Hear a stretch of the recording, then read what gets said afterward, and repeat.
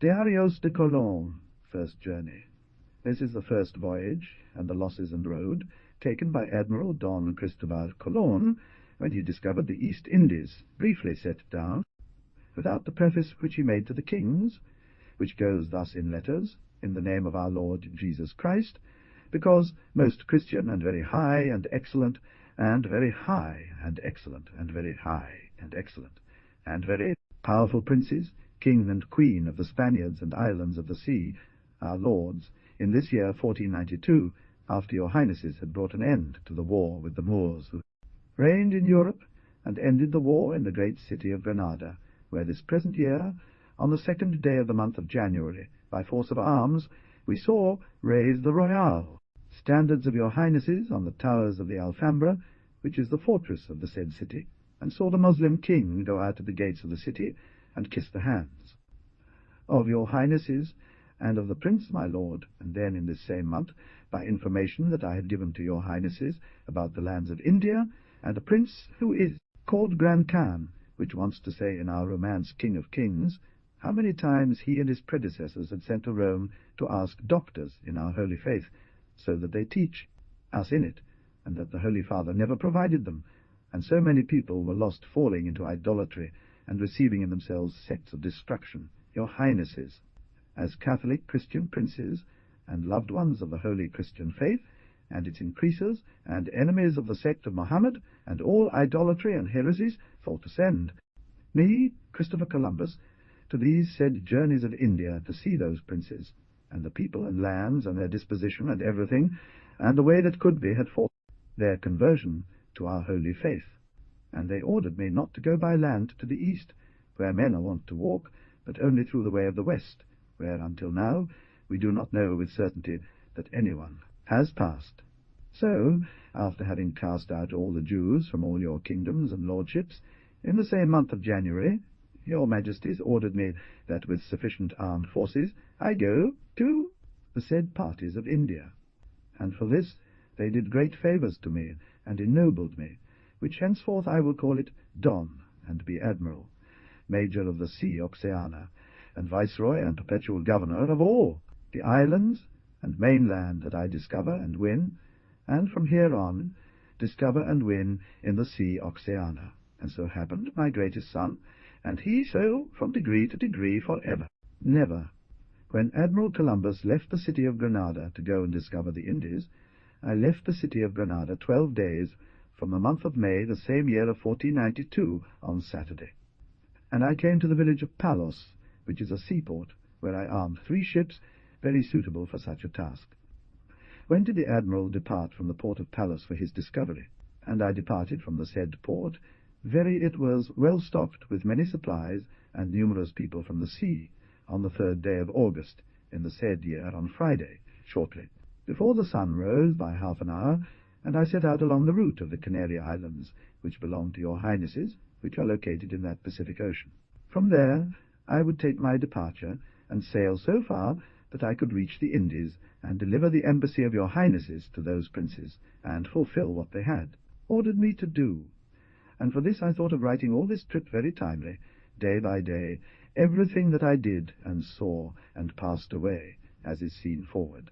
Also, your highnesses, beyond writing each night what the day passed and what the night sailed, I intend to make a new letter of navigation, in which I will place all the sea and lands of the Pacific Ocean in their own places, according to their winds, and more compose a book, and put everything for painting, for the latitude of the equator and for longitude of the west.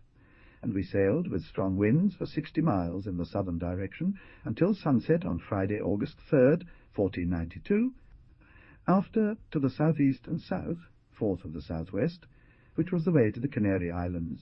Saturday, August 4th, they went to the southeast, 4th of the south. Sunday, August 5th, they walked their path day and night more than 40 leagues. The governor jumped or detached himself from the Caravela Pinta, where Martin Alonso Pinchon was travelling, which they believed or suspected by the efforts of Gomez Rascon, and Cristobal Quintero, whose Caravela it was, because he didn't want to make that trip. And the Admiral says that before they left, they had found in certain setbacks, mismails, as they say, the aforementioned ones, He saw the admiral in great dismay for not being able to help the said caravella without its danger, and he says that some penalty lost with knowing that Martin Alonso Pichon was a hard-working and good-minded man. After all, they went 29 leagues between day and night. Tuesday, August 7th. The government jumped on the Pinta again, dried it out, and set off to look for the island of Lanzarote, which is one of the islands of the Canary Islands, and travelled 25 leagues between day and night. Wednesday, August 8th. There were different opinions among the captains of the 3 caravels about where they were, and the admiral went true north.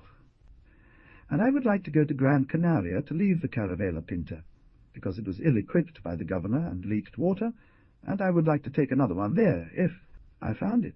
They couldn't get on that day. Thursday, 9 August.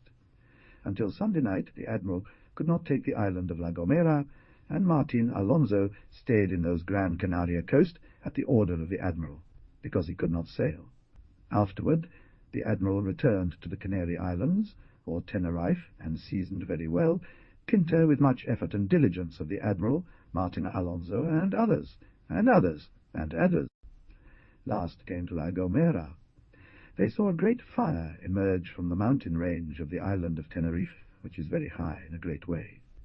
They made Pinta round because it was Latin. He returned to La Gomera on Sunday, September 2nd, with Pinta seasoned.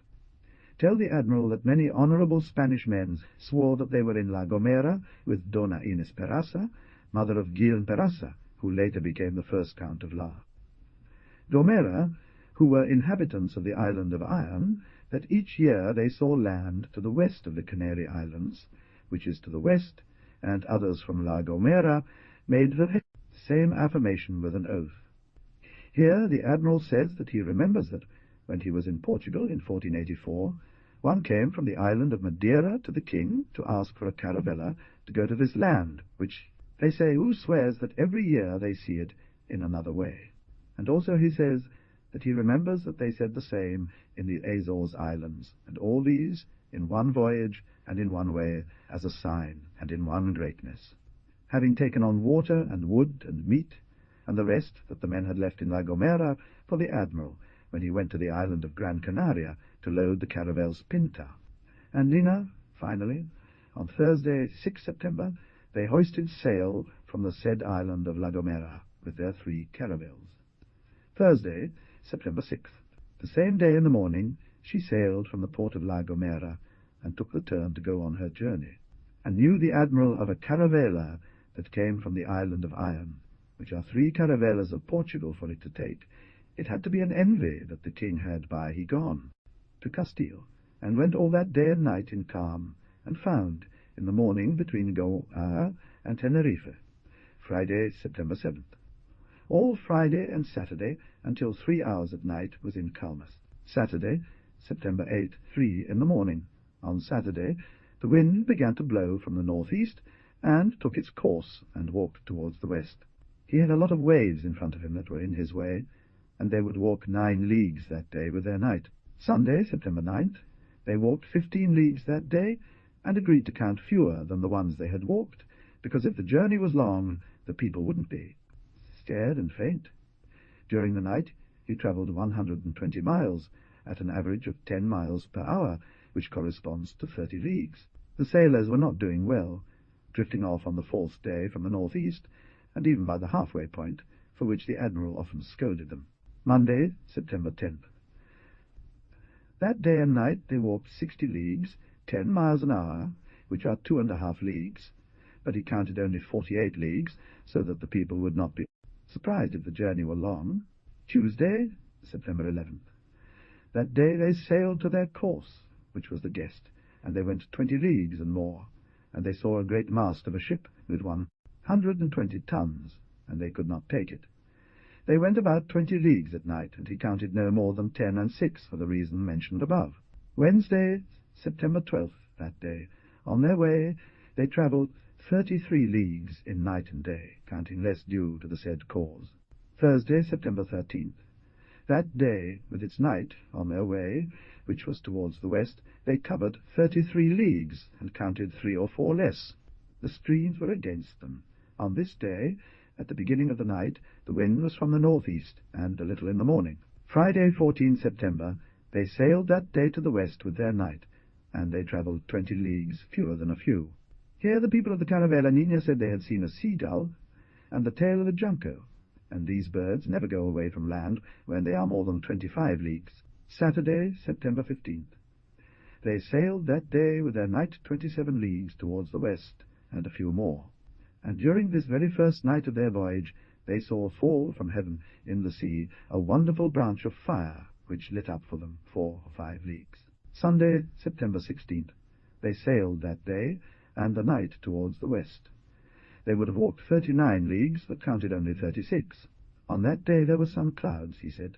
The Admiral said, here and always after that, they found very temperate air. It was great pleasure, the taste of the mornings. There was no lack of listening to bird-song, he said, and the time was as by April in Andalusia. Here they began to see many herds of very green grass that was far from what he seemed to be, detached from the earth. For this reason everyone thought that they were near Anne. Island, but not mainland, according to the Admiral, who said, because I will reach the mainland later. Monday, September 17th, the ship sailed on its course and would sail. During day and night 50 leagues and more. He had not seen 47. The current helped him. They saw a lot of grass, and very often, and it was grass on the rocks, and the grasses came from the east. They judged that they were near land. The pilots took the north, marking it, and found that the needles went northeast a great fourth, and the sailors feared and stayed pendured, and did not say what. I knew the Admiral. He commanded them to turn back and mark the north as the sun came up, and found that the needles were good. The cause was because the star that looks like it moves, and not the needles. In the morning, on Monday, they saw many more plants, and those that seemed river plants, in which they found a live crab, which the Admiral kept. And so he says that these were certain signs of land, because they are not 80 leagues from the coast. The water of the sea was found to be less salty since they left the Canary Islands. The winds were always gentler.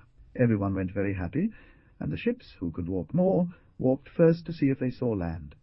They saw many tuna, and those on the Nina killed one. Here saith the Admiral that those signs were from the west, where I hope in that high God, whose hands are all victories, that he will very soon give us land. That morning I saw a white bird called a junco tail, which does not usually sleep at sea. Tuesday, September 18th, they sailed that day with the night, and they would have travelled more than 55 leagues, but only settled for 48. He had been carrying this weather for several days, very good, as in the river of Seville. This day Martin Alonso, with the Pinta, which was a large ship, did not wait, because he said the Admiral from his caravela that I had seen a great number of birds go towards the west, and that at night I expected to see land, and so ran so much. A great storm appeared in the north, which is a sign that it is on land. Wednesday, September 19th, fast sailed their course, and would run 25 leagues a day, because they had calm. He wrote 22.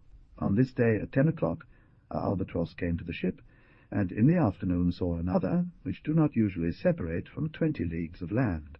Some rain came without wind, which is certain sign of land. The Admiral didn't want to stop to see if there was land, because he was sure that on the north and south sides there were some islands, as they actually were, and he went through them, because his intention was to continue going to the Indies, and the weather is good, because pleasing God on the way everything will be seen. These are his words. Here the sailors discovered their points. The Nina was 440 leagues from the Canary Islands, the Pinta 420, and the one that went with it, the Admiral, exactly 400. Thursday, September 20th, the ship sailed today to the northwest, and at mid-journey, because many winds shifted with the calm, they would travel 7 or 8 leagues. They came aboard the galley with 2 shags, and then another one. This was a sign that they were near land, and they saw plenty of grass, even though they hadn't seen any on. The previous day they caught a bird in their hands. It was like a shag. It was a river bird, not a sea bird. Its feet were like a gull's. They came on the ship at dawn, 2 or 3 little land birds singing, and then, before the sun rose, they disappeared. Then came a sea-eagle. It came from the west. It went to the south. which was a sign that it was leaving the earth in the west, because these birds sleep on the ground and in it. The morning go to the sea to look for their life, and do not separate 20 leagues. Friday, September 21st, that day was calm, and there was a little wind.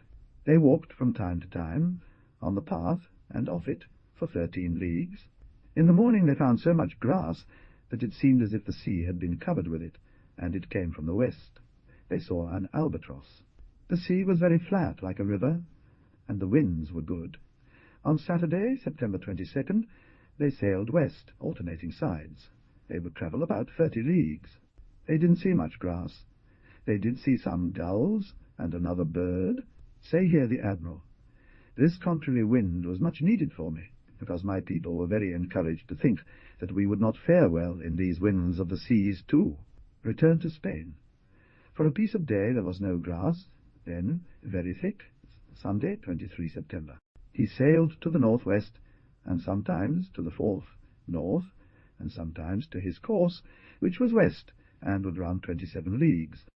They saw a turtle, and an albatross, and another little river bird, and other white birds. The plants were many, and they found crabs in them. As the sea was calm and flat, the people murmured, saying that since there was no big sea here, the wind would never blow for them to return to Spain. But the sea rose very high, and there was no wind, which alarmed them, for which the Admiral says here, "So the high seas were necessary to me. It did not seem, except in theme, except in theme, except in fate." Time of the Jews, when they came out of Egypt against Moses, who brought them out of slavery. Monday, 24 September. He sailed on his course to the west day and night, and would walk 14 leagues and a half. She counted 12. A ship came, and they saw many gulls. Tuesday, 25 September. There was little calm today, and then the wind blew, and they continued their course to the west until nightfall. The Admiral spoke with Martin Alonso Pinzon, captain of the other caravel, Pinta, about a letter he had sent 3 days ago to the Caravela, where, according to appearances, the Admiral had painted certain islands by that sea, and said Martin Alonso that they were in that district, and the Admiral replied that so it seemed to him. But since they did not find them, they must have caused the currents, which always threw the ships to the northeast, and which had not gone so far as the pilot said. And being so, the Admiral told him that he would send the letter. The Admiral, with some rope, began to sail on it with his pilot and sailors. In the evening, Martin Alonso went up in the stern of his ship, and with great joy called the Admiral, asking for good tidings by land. And when he heard the said Martin, the Admiral says that he threw himself on his knees to give thanks to our Lord. And Martin Alonso said, "Glory and excellence to God," with his people. The same did the crew of the Admiral, and the ones on the Nina. They all climbed up on the mast, and in the canvas, and they all affirmed that it was land, and so seemed to the Admiral, and that he would have her 25 leagues. They stood till night, all claiming to be land. The Admiral ordered them to leave their path, which was the west, and that they should all go to southeast, where the land had seemed. They would have walked 4½ leagues that day to the west, and 10 and 7 leagues at night to the southeast, which are 21, since he told the people. 13 leagues, because he always thought little of the people's way, that it did not seem long to them. So he wrote 2 ways a trip. The shortest was the false, and 3, longer the real. He sailed very flat sea, because many sailors threw themselves into the water. They saw many goldfish and other fish. Wednesday, September 26th. He went on his way west until afternoon. From there they went southeast until they learned that what they said had been land was not, but sky. They travelled day and night 31 leagues, and he counted the people 24. The sea was like a river, the airs sweet and very soft. Thursday, September 27th, he sailed to his route to the west. He travelled between day and night 24 leagues, and he counted the people 15 leagues. Many came, and one died. They saw a tail of junco. Friday, September 28th, the ship sailed for Guasta. They travelled day and night with calm 13 leagues. They counted 14. Little grass was found. 2 goldfish were taken, and more in the other ships. Saturday, September 29th, the ship sailed for Guasta. They travelled 24 ledges, people counted 21. The calm waters enabled them to make little progress during the day or night. They saw a bird called a rabiforsado, which eats seagulls' food and does not eat anything else, although it is a seabird, and does not rest on the sea or more than 20 leagues from land. There are many of these birds in the Cape Verde Islands. Then they saw 2 seagulls. The winds were very gentle and delicious, so they said that the only thing missing was to hear the nightingale, and the sea as flat as a river. Then 3 times 3 gannets and 1 force appeared. They saw lots of herbs. Sunday, September 30th, she set sail for the west. She travelled day and night in the calm seas, counting 14 leagues, but she only counted 11. They came aboard the ship with 4 rabo de yunco tails, a great sign of land, since so many birds of such nature together is a sign that they are neither lost nor wandering aimlessly. They saw 4 alcatraces in 2 different times, and much yarrow. Note that the stars called the guards are, at evening falls, next to the arm of the part of the west, and when dawn breaks they are on the line below the arm towards the northeast, which seems that throughout the night they don't move except 3 lines, which are 9 hours, and this every night. Also at year's end the needles of the compass point due north, and in the morning they are aligned with the star. Therefore it seems that the star moves as do the other stars, and the needles always seek the truth. Monday, October 1st, they sailed westwards. They travelled 25 leagues, counting 20 for the people. A heavy rainstorm fell. The pilot of the Admiral had seen, when it was dawning, that they had gone from the island of Iron to here 578 leagues to the west. The small account that the Admiral showed to the people were 584, but the real one that the Admiral judged and kept was 707. Tuesday, October 2nd, Dost sailed from Guast, night and day 39 leagues, counted to the people work of 30 miles. The sea is always flat and good. Thank God be given here, said the Admiral. The error came from east to west, contrary to what used to be. It seemed many fish, one died. They saw a white bird that looked like a seagull. Wednesday, October 3rd, he sailed his usual route. They travelled 47 leagues, counted by the people 40. A period were pardilas, much yerba, some very old, and another very fresh, brought us fruit. They did not see any birds, and believed that the Admiral behind them had left the islands painted on his chart.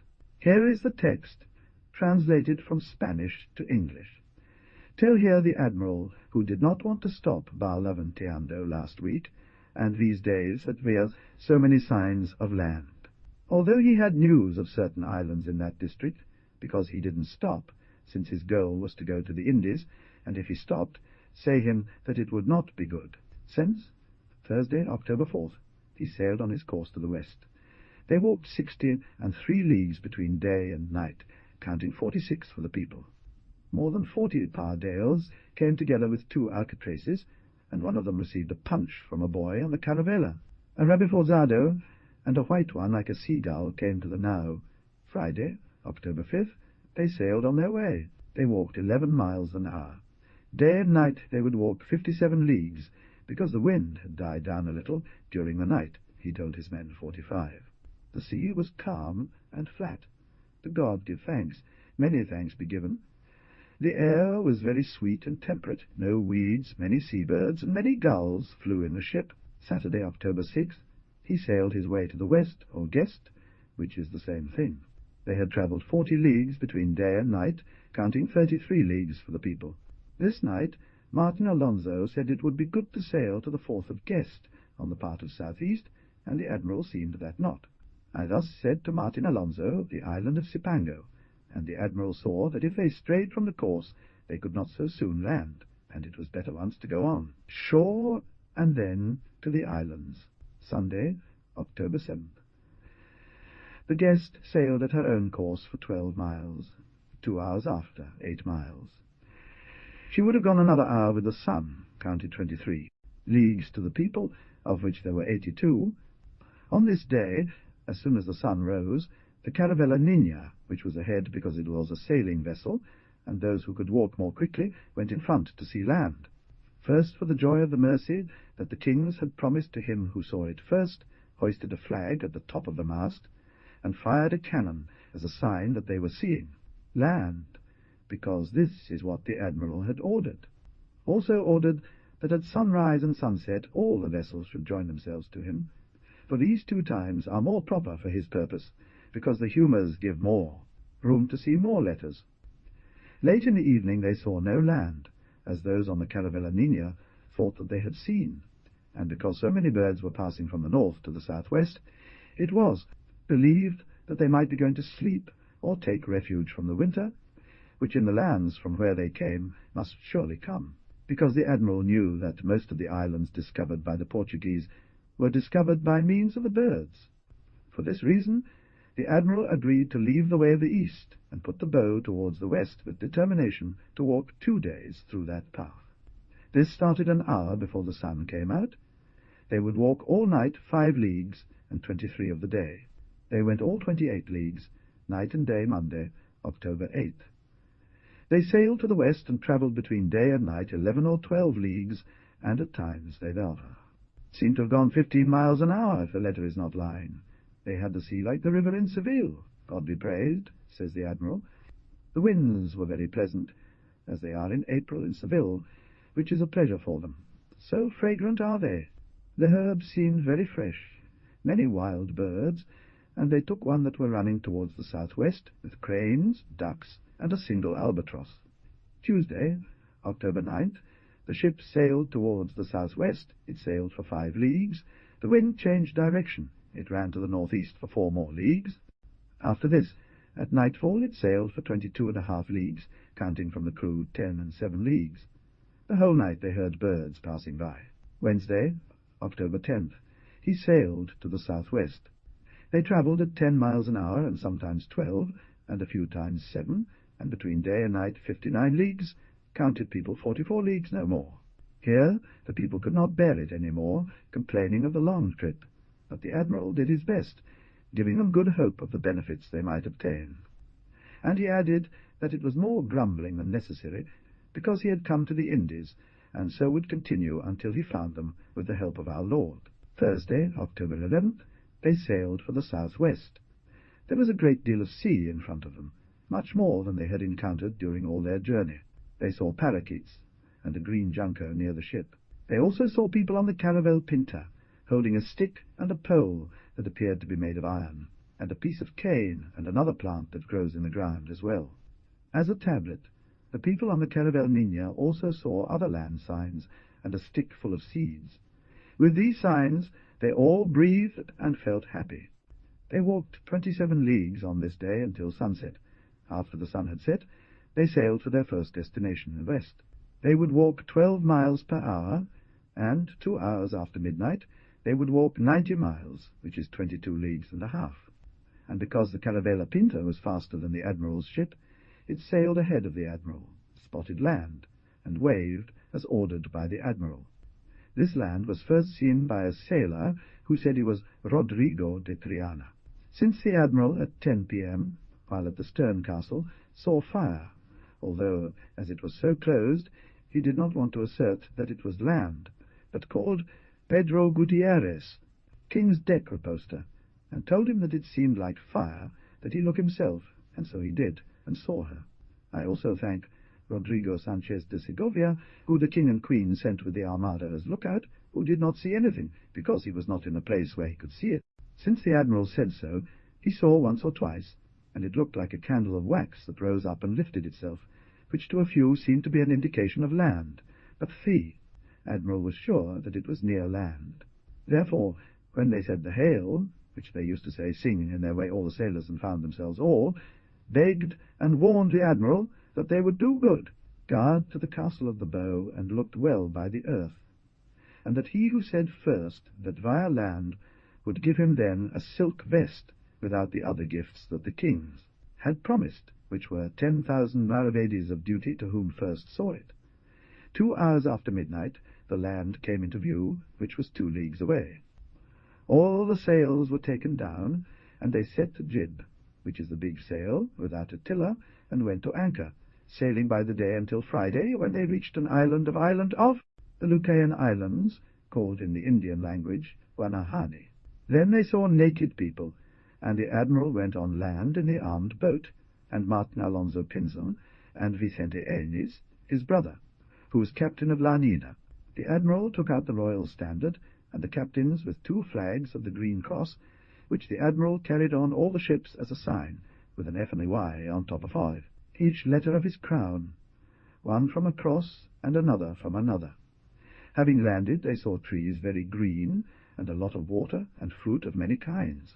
The admiral called the 2 captains, and the others who had landed, as well as Rodrigo de Escobedo, secretary of all the fleet, and Rodrigo Sanchez de Segovia, and said that they should give him an oath and a testimony to the effect that he took possession of the island before all present on behalf of his majesties, the king and queen, making fee required protests, as is more fully set out in the written testimonies that were made there at the time.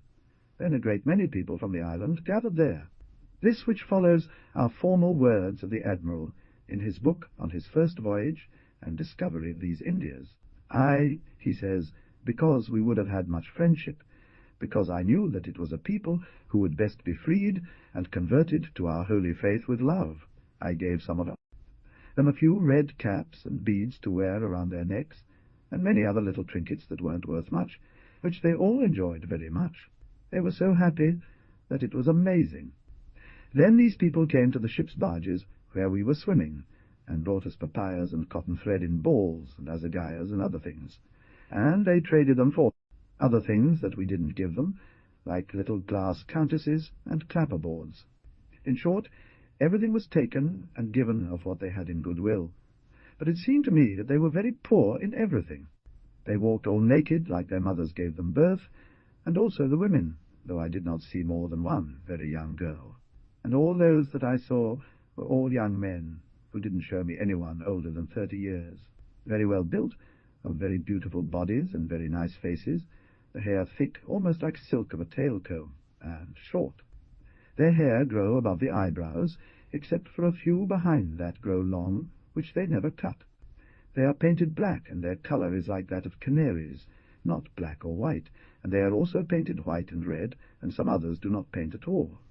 And they paint their faces and their whole bodies, and only their eyes and noses. They don't carry arms or know how to use them. They picked up swords, mistaking the edge for the point, and cutting themselves carelessly. They have no iron weapons, their clubs are bare branches, and some of them have a fish tooth on the end, while others have other things. All of them are tall in stature, and well-proportioned and handsome in form.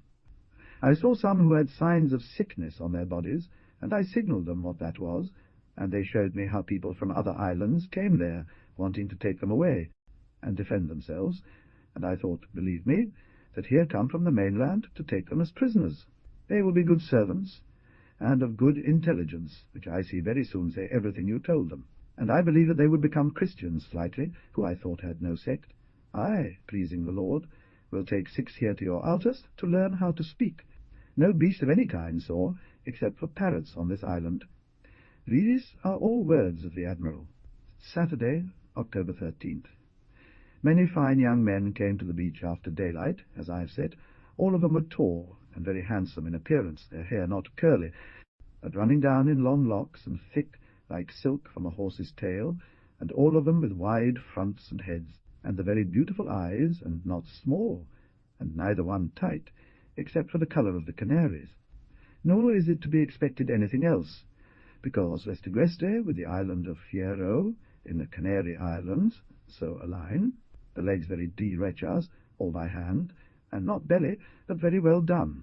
They came on board with log-boats, which are made from the roots of trees, like a light ship, and all from one piece, and well worked according to the land, and great in which 40 and 45 men came, and smaller ones, until they had them where there came only one man. They carried with them a hoe like that of a blacksmith, and it works wonderfully well, and if it gets out of order, they all go swimming and fix it, and get away on boats made of calabazas that they themselves brought. They brought cotton balls, and parrots, and firecrackers, and other things that would be boring to write about, and they all gave anything to anyone. I was attentive, and worked to learn if there was gold, and I saw that some of them brought a small piece hanging in a hole they have in their nose. By signs I could understand that going south, or returning the island by the south, There was a king who had great vessels of it, and he had very much. I worked for them to go there, and after I saw that they did not understand on the way out, determined to wait until the next day afternoon, and then set out for the southwest, that, according to many of them taught me, they said there was land in the south, and southeast and northeast, and that these from the northeast came to fight them often, and so go to the southeast to seek gold and precious stones. This island is very large and very flat, and with very green trees, and many waters, and a great lake in the middle, with their mountains, and all green, which is fun to look at. And this people are fat and tame, and for the sake of gaining our things, they have to be given something without giving anything in return. So they take what they can, and then they swim. But all that they have they give for whatever you give them. Even the scraps of dishes and broken glass cups they rescued, till I gave 10 and 6 bobbins of cotton for 3 reais. Chetes of Portugal, which is a white of Castile, and in them there would be more than a thread of cotton. This will protect, and not allow anyone to take anything, unless I ordered it taken for your majesties, if there was enough in quantity. Here this birth in this island, but because of the short time, could not give so absolutely faith. And also here is born gold, that they bring hanging from their nose. But I do not want to lose time. I want to go see if I can catch the island of Cipango. Now, it being night, all went on shore with their boats. Sunday, October 14th. In the morning I had the battery of the ship and the barges of the caravels rigged, and we went up to the island on the nord-nordest side to see what was on the other side, which was on the east side, and also to see the people, and then 2 or 3, and the people who came all to the beach calling us and giving thanks to God. Some brought us water, others brought other things to eat, others, when they saw that I did not cure of going on land, they threw themselves into the sea swimming, and came. And we understood that they were asking if we had come from heaven. And so one came to the ship, and others called out in a loud voice, addressing all the men and women, "Come see the people who have come down from heaven. Get them something to eat and drink." Many people and women came, each bringing something, giving thanks to God, falling to their knees and raising their hands toward heaven. Then they called out to us, asking us to go to the earth. But I had to see a great rock formation that surrounds all that island around, and in the middle there is a deep bay, for as many ships there are throughout the whole world, and its entrance very narrow. It's true that inside this belt there are some low areas, but the sea does not move more than within a well, and to see all this I moved today, because I knew how to give an account of everything to your highnesses, and also where I could build a fortress, and I saw a piece of land that is made like an island, although it is not, in which there were 6 houses, which could be cut off in 2 days by the island, although I don't see it necessary, because this people is very simple in arms, as you will see are Altezas of 7 that I had to take for them to bring and attach our Fabla and Bolvelos. Unless your highnesses command it, you can all take them to Castile, or keep them captive on the same island, for with 50 men they will subdue them all, and make them do whatever they want. And then, next to this islet, there are trees, the most beautiful I have seen, so green are their leaves as those of Castile in April and May, and a lot of water. I had looked at all that port, and then got back on the ship and set sail, and I saw so many islands that I couldn't decide which one to go to first. Those men, who I had taken prisoner, kept pointing to them, and saying there were so many and so many that they couldn't be numbered, naming over 100 by name. Therefore I looked for the largest, and then determined to walk, and so I do, and will be Lexos from San Salvador 5 leagues, and the other of them more, less of them. All are very flat, without mountains, and very fertile and all populated, and they make war one another, although these are very simple and very beautiful bodies of men. Monday, October 15th. Thought it had rained heavily during the night, in fear that I would not reach land before dawn, as I did not know whether or not the coast was clear of shoals, and with the rising tide, it was a long way from 5 to 7 miles. The tide held me up until noon when I reached the island, and so as I did not fail that time, which is on the side of the island of San Salvador, runs north to south, and has 5 leagues in it, and the other, which I followed, ran west and had more than 10 leagues in it. And since I saw another larger island to the west, I took down the sails so that we could walk all day until night, because we still couldn't have gone around the western tip. I named the island of Santa Maria de la Concepcion, and almost at sunset I came up on this cape to see if there was any gold there, because these that I had made take in the island of San Salvador told me that they brought very large gold bracelets to their legs and arms. I believe it all a lie to get away from me. Nevertheless, my intention was not to pass through any island that I did not take possession of, since, having taken one, it can be said of all of them. And I rose and stayed until this Tuesday, when at daybreak they went ashore with the boats armed, and I got out. And there were many, so naked, and in the same condition as the other island of San Salvador, they let me go through the island, and gave me what I asked for them. And for the wind was very fresh from the west, I did not wish to stop, and started on board the caravel, and a large Almedia was aboard the Nina caravel. And one of the men of Avel, the island of San Salvador, who was in it, fell into the sea, and went in it, and the night before, half asleep, the other had gone behind the Almedia, which fled away. There was never a boat that could catch up to her, for we had a great headway on. They ran ashore and left the boat behind, and some of my men went ashore after them, and all fled like chickens. And the boat they had left we brought aboard the Caravella Nina, where another small Almedia came in at another cape, with a man who was coming to retrieve a bale of cotton. And some sailors threw themselves into the sea, because he would not enter the ship, and they took him. And I, who was at the back of the boat, saw all this. I sent for him, and gave him a red bonnet, and some small green glass beads, which I put on his arm, and 2 bellbirds, which I put in his ears, and ordered him to go back to his boat, which he also had on board the ship, and I let him go ashore. Then I set sail for the other large island that I had seen to the west, and also hoisted the other Almedia, which carried the caravel Nina Aston, and after a short time landed, at the same time as the other, to whom I had given the aforementioned things, and who did not want me to take the ball of cotton, since he wanted to give it to me. And all the rest came to him, and had great amazement. But he thought we were good people, and that the other had run away, had done us some evil, and that was why we brought him. And for this reason I used with him to order him to stretch out, and I gave him those things because you held us in this regard, for another time when your Highness is here. Come back to send, do not make bad company, and all that I gave him did not worth 4 maravedis. And so I left, which would be 10 o'clock, with the wind sou'west, and touched south to pass on another island, which is very great, and where all these men who bring me from San Salvador point out that there are much gold, and that they bring in their arms in bracelets, and at the legs and ears and nose and neck.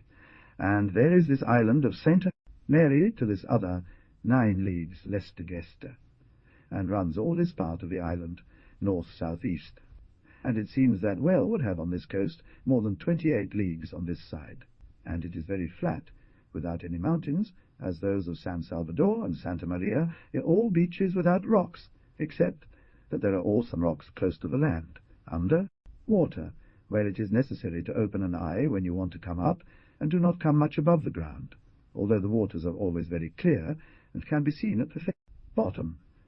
And out of land, 2 shots of the lobster, there is in all these islands so much floor that it cannot reach.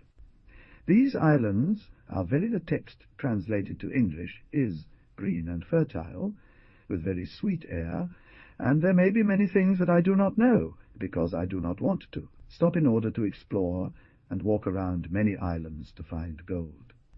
And since these give such signs, which bring it to the arms and legs, and it is gold, because I showed them some pieces of what I have, I cannot err with the help of our Lord, that I do not fail where it was born. And being in the middle of the gulf between these 2 islands, it is known from that of Santa Maria, and this big one, which I call Fernandina. I saw a man alone on a dhow passing from the island of Santa Maria to Fernandina, and he brought some of his bread, which would be as much as a fist, and calabaza of water, and a piece of red earth made into powder, and then kneaded, and some dried leaves, which must be a very valued thing among them, because they already gave me some of them in San Salvador. I brought my basket with me, and in it I had some glass flasks and 2 white ones, by which I knew that he came from the island of San Salvador, and had passed that of Santa. Maria, and was going to Fernandina, but when he reached the ship I let him come in, as he asked, and I made him put his chest on the ship and keep all that he carried, and I ordered him to give him bread and honey and to drink. And so I will do for Fernandina, and give him everything that is his, because I bring good news from us through our Lord's grace. When your Highnesses come here, let those who came receive honor, and give us everything they have. Tuesday, October 16th, I left the islands of Santa Maria de la Concepcion, which would be around noon, to go to Fernandina Island. It appears that it is a very large island, and I sailed all day with calm winds. I wasn't able to arrive in time to see the bottom, so that I could sail on clear waters, because it takes a lot of effort and diligence to do so. Thus temporized all this night until day, that I came to a settlement where I rose, and where he had come, that man who I found yesterday in that Almedia at mid-bay, which had given me so many good news of us that all this night there were no Almedias on board the ship, which brought water and what they had.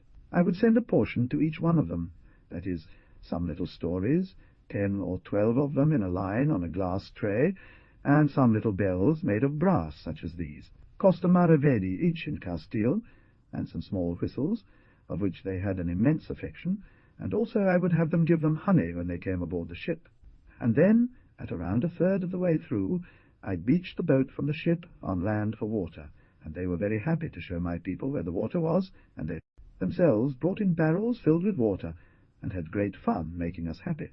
This island is very big, and I have decided to circumnavigate it, because, as far as I can tell, there is a gold mine on it, or near it. This island is out of sight from that of St. Mary 8 leagues, almost due west of Lextigista, and this cape at which I arrived extends to the north and south over 20 leagues of coast, but it did not end there.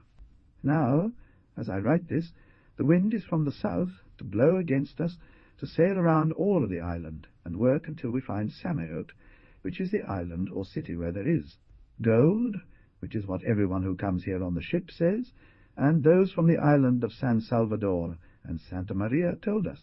This people is like those of those islands, and a tale and some customs, except that these already know me. They seem to be a more refined and civilized sort of people, because I see that they have brought cotton here on the galleon, and other things which they know better than to pay again than the others did not do.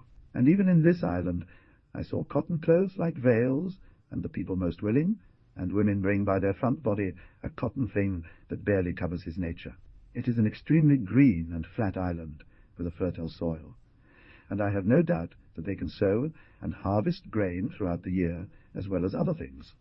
I also saw many trees very different from ours, some of which had branches in many ways, and on one trunk. A branch was like this, and another like that, and so uneven that its all sort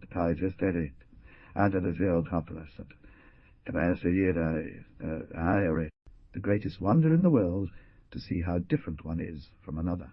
For example, a branch had leaves arranged like reeds, and another leaf like a lance, and so on in a single tree of 5 or 6 of these kinds, and all so different, nor are so different. They grizzled, for one could say that the graft was made, but they are wild as the mountains. I know no sect among them, and I believe they will become Christians in a very little time, for they are men of great understanding. Here the fish are so ugly that it is wonderful to see them. I have some facts like roosters, the finest colours in the world, blues, yellows, reds, and all colours, and others painted 1,000 ways, and the colours are so fine that there is no man who does not marvel and take great rest to see them. There are also vultures, land animals I did not see anyway, except for parakeets and lizards. A boy told me he saw a large snake. No sheep, nor goats, nor any other beast saw, although I have been here very little, which is noonday, yet if I had seen them I might not fail to see some. The fence of this island I will write when I shall have seen it enclosed.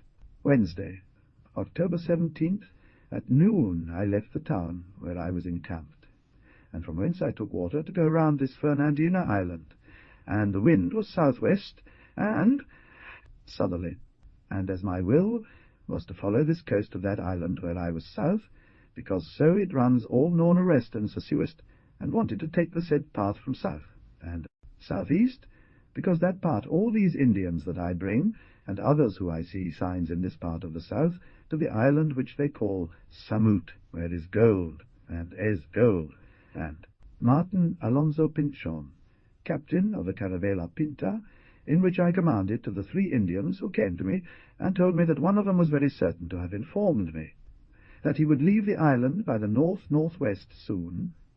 I saw that the wind was not with me on the route that I wanted to take, but it was good for the other. Set sail for northwest, and when I approached the cape of the island, 2 leagues away, I found a very wonderful bay with a mouth, although you could say it has 2 mouths, because there is an island in the middle, and they are both very narrow and inside very wide. For 100 ships, if it was bottom and clean and bottom at the entrance, it seemed reasonable to see with our eyes, and to test it, so we came out of it and entered it with all the ship's boats, and we saw that there was no bottom.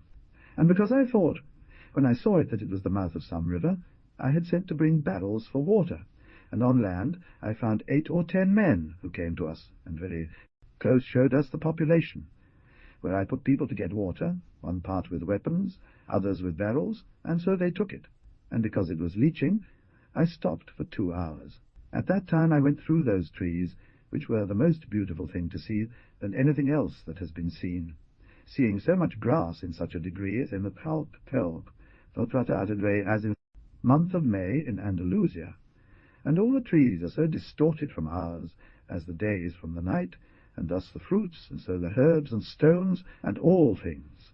It is true that some trees were of the same nature as those which are in Castile, so there is a very great difference, and the other trees were of such other forms that there was no one who could say or compare them to those in Castile. All men were one with all the others already mentioned, of the same condition, and so naked, and of the same stature, and they gave whatever they had to anybody who asked for it. And here I saw that some of the boys from the ships had traded their fists for small pieces of broken armor and glass, and the others who had gone by water told me how they had been at home, and that their rooms were very clean and tidy, and their beds and covers with things that are like cotton nets. They, the houses, are all like safes, and very tall and good chimneys. But I did not see between many populations that I saw any that passed 12 or 15 houses. Here it was said that married women wore cotton panties, but not girls, except a few, who were already of age 10 and 8 years old. There were mastiff and brancle dogs there. One of them had a nose that held half a Castilian coin, which they saw was inscribed with letters. I scolded them because they didn't claim it back, and paid the amount I demanded, so that I could see what it was and whose this coin was. And they replied to me that they never dared to redeem it. After taking the water, I returned to the ship and raised the sail, and went out on the northeast side, as far as I could see the whole part of this island, until the east coast.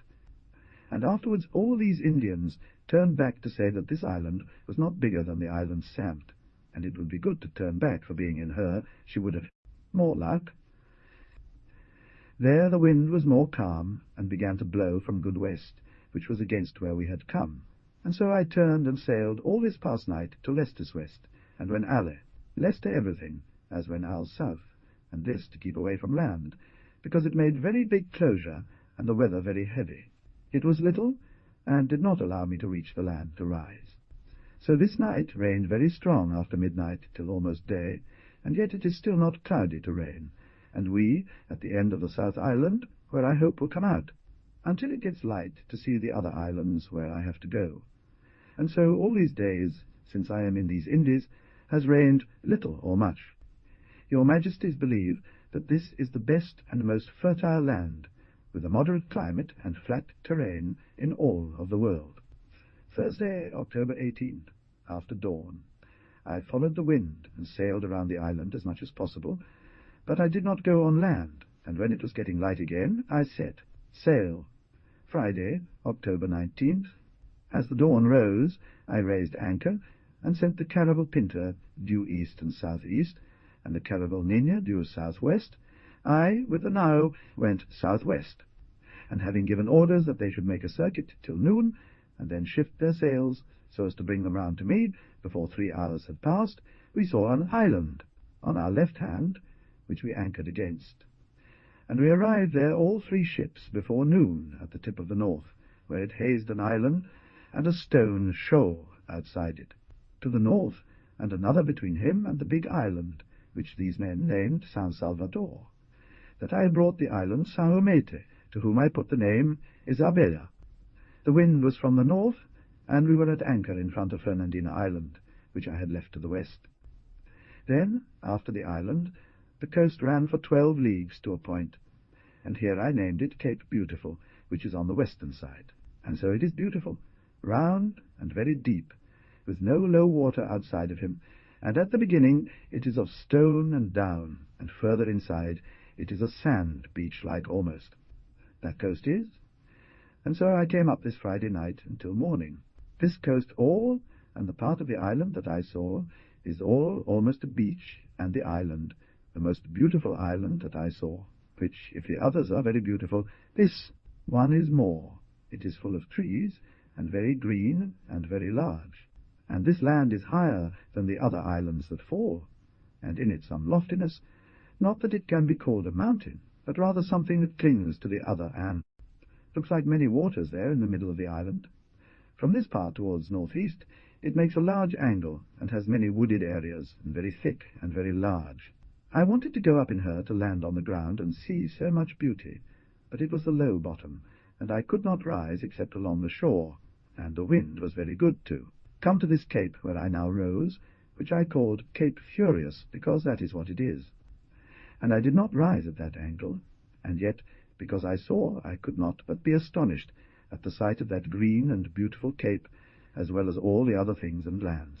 Of these islands, for I did not know where to go first, nor was I able to take my eyes off the sight of such beautiful vegetables, and so many different kinds from ours. And yet I believe there are many herbs and trees in them that are very valuable in Spain for their dyes and medicinal spices, but I do not know them, which is a great sorrow to me. And coming here to this head, the smell so good and soft of flowers or trees of the land came, that it was the sweetest thing in the world. From tomorrow, before I leave here, I will go on land to see what is here in the head. It is not the population, except there more inside, where these men say that I bring this Istar the king, and he brings much gold. And I want to go so far forward tomorrow that I find the population, and see or hear language with this king, who, according to these give signs, he rules all of these surrounding islands, and goes dressed, and brings much gold on himself, although I do not put much faith in his requests, so as not to understand me well as to know that they are so poor in. Gold, that any one little, that this king brings them, seems to them a lot. Here is the text, translated into English. This is Cape Formoso, I say, which I believe is an island off Sumto, and there's another little one in between. I don't often see so much by so long, because I could not do it in 50 years. For I want to see and find as much as possible, to return to your Highnesses our Lord, postponing, in April. True is that, failing to find gold or spices in quantity, I stayed put until I had as much of it as I could. For this reason, all I do is walk around trying to run into it. Saturday, October 20th. When the sun came out, I raised anchor from where I was with the ship that had come up on this island of Sumto at the southwest tip, where I named the Cape of Laguna and Thi, Island Isabella, to sail northeast and east from the southeast and south, where I understood these men that I brought that it was a population and its king. I fell so low that it's pain. I fell so low I could not enter or sail on her, and I saw that if I followed the route to the southeast, it would be very long, and therefore I decided to turn back by the path I had come, from the northeast of the west, and surround this island for that. The wind was so light that I never managed to see the land along the coast, except at night, because it is dangerous to embark in these islands, except during the day when you can see with your eye where the anchor is dropped, because it is all patches, unclean, and another knot. I put myself to tempest to sail all this night of Sunday. The caravels were born, because we found land early on, and thought that their signs, which were customary to do, would come out, but it didn't. Sunday, October 21st. At 10 o'clock I arrived here, at this island's head, and I emerged, as did the caravels. And after I had eaten, I went on land, where there was another settlement, a house, to which I didn't cause any harm, for I believe they were afraid of me because all they're afraid of me, because all their deal. Household goods were inside. I didn't let them touch anything, except that I went out with these captains and people to see the island, which, if the other already seen, are very beautiful and green and fertile. This is much more large forests and very green. Here there are large lagoons, and above them and to the wheel is the wooded inner wonder. Here and all over the island everything is green, and the plants are like those in April in Andalusia, and the song of the little birds that seem to want man to never leave, and the flocks of parrots that darken the sun, and so many different kinds of birds and little birds as ours, that it's amazing. And so after there are trees in 1,000 ways, and all their way fruit, all they smell that is a wonder, I'm the most sorry of the world not to know them, because it's very true that everyone is a thing of value, and I bring proof of this as well as of these herbs. So going around one of these lagoons I saw a snake, which we killed, and brought the skin to your highnesses. She, as we saw her, fell into the lagoon, and we followed her inside, because it was not very deep, until we killed her with spears. It is 7 feet long. I think there are many of these here in these lagoons. Here I learned about the Legnolo, and tomorrow I have decided to have 10 quintals brought on board, because they tell me that it is very valuable. Also, while searching for some very good here, is the text translated into English. Water, we went to a settlement here nearby, where I am half-leg of lamb, and the people there, as we felt them, all fled away and left their houses, and hid their clothes and what they had in the mountains. I didn't take anything, not even the value of a pin. Afterward, some of their men came to us, and one came here. I gave them some glass bottles, and they were very happy, and because the friendship was growing stronger, and they needed something, I made them ask for water, and they brought it to me. Later, when I went on the ship, they came back to the beach with their calabasses full of sugar, and they got her. Drank a lot of it, and I told them to give me another bundle of glass bottles, and they said that tomorrow they would come here. I wanted to make the most of this island's sea vessels, so if I have time, I'll go around the island until I've spoken with this king, see if I can get him to give me gold, which I hear he has. Then I'll leave for another large island, Macho, which I believe should be Cipango, according to the signs that these Indians who I bring give me, to whom they call Colba, in which they say there are many and very large ships and sailors, and another island that they also call Bofio, which they also say is very big, and the other islands that are in between I will see on the way, and, according to what I fail to gather gold or spices, I will decide what I have to do. Yet I still intend to go to the mainland, and to the city of Kusei, and hand over your exalted one's letters to Great Khan, and ask for a reply, and come back with it. Monday, October 22nd. All night and today I was waiting here if the king here would send me to the city of Ziraju, and others would bring gold or other substances. And many of this people came, similar to those on the other islands, so naked, and painted in white, red, black, and in many ways. They brought asagayas and some balls of cotton to trade, which they exchanged here with some sailors for shards of glass, broken cups, pieces of clay bowls. Some of them carried a few pieces of gold hanging from their nose, which they gladly gave up in exchange for a rattlesnake from the foot of an eagle and small pieces of glass. But it is so little that it's worth nothing. For it is true that whatever little they were given, they also had great wonder at our arrival, and believed we were from heaven. Let us take water for the ships in a lagoon, which is here, near the head of the island, which is thus called. And in that lake, Martin Alonso Pinzon, captain of the Pintia, killed another serpent as big as the other one from yesterday, and I made them taste here the black snake root, until they got better. Tuesday, October 23rd. I wish to start for the island of Cuba, which I believe is Cipango, according to the indications given by these people regarding its greatness and wealth, and I will not stay here any longer, or on this island around, to go to the settlement, as I had determined, to speak with this king or lord, that is, for fear of staying too long. There is no gold mine here, and if one were to sail around these islands, he would need many different winds, and not the ones that men want. And so, since it is a long way to go, there is a lot at stake. I say it is not worth stopping, except to set course and travel far, until we land on very fertile land, although they told her.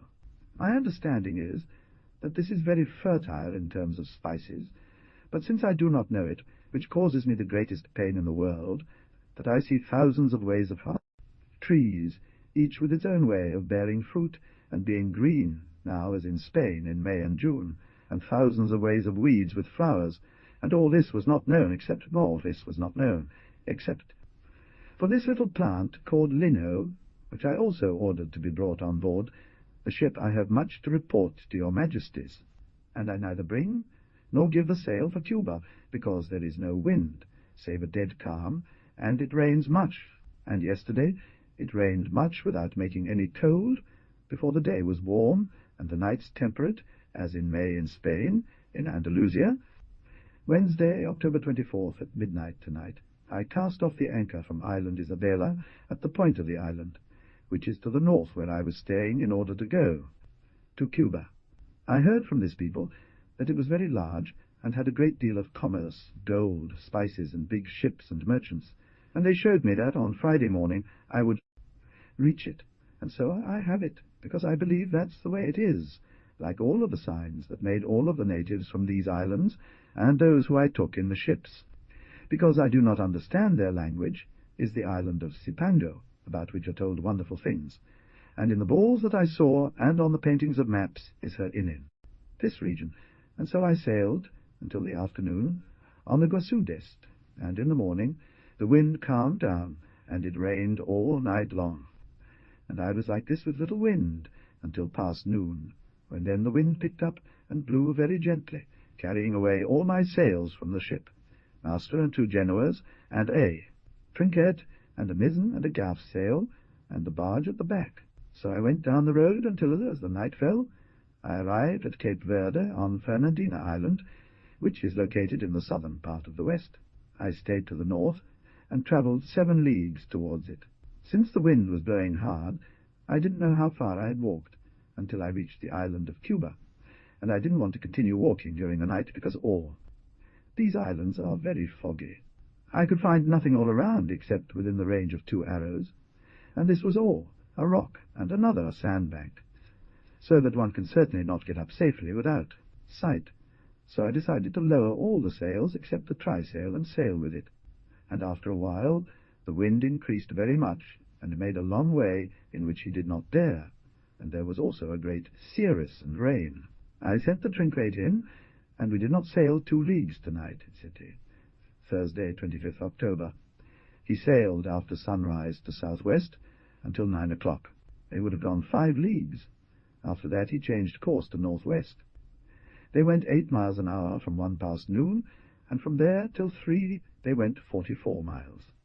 Then they saw land, and there were 7 or 8 islands, all of them from north to south, 5 leagues apart, etc. Friday, 26th October. The said islands are on the southern side. It was all flat for 5 or 6 leagues, where it rose up. The Indians said that it took them 1.5 days with their dinghies to reach Cuba, which are wooden boats without sails. Here is the text translated into English. These are the canoes. He left there for Cuba, because from the signs that the Indians gave him of her greatness and gold and pearls, he thought it was she to know Cipango. Saturday, October 27th.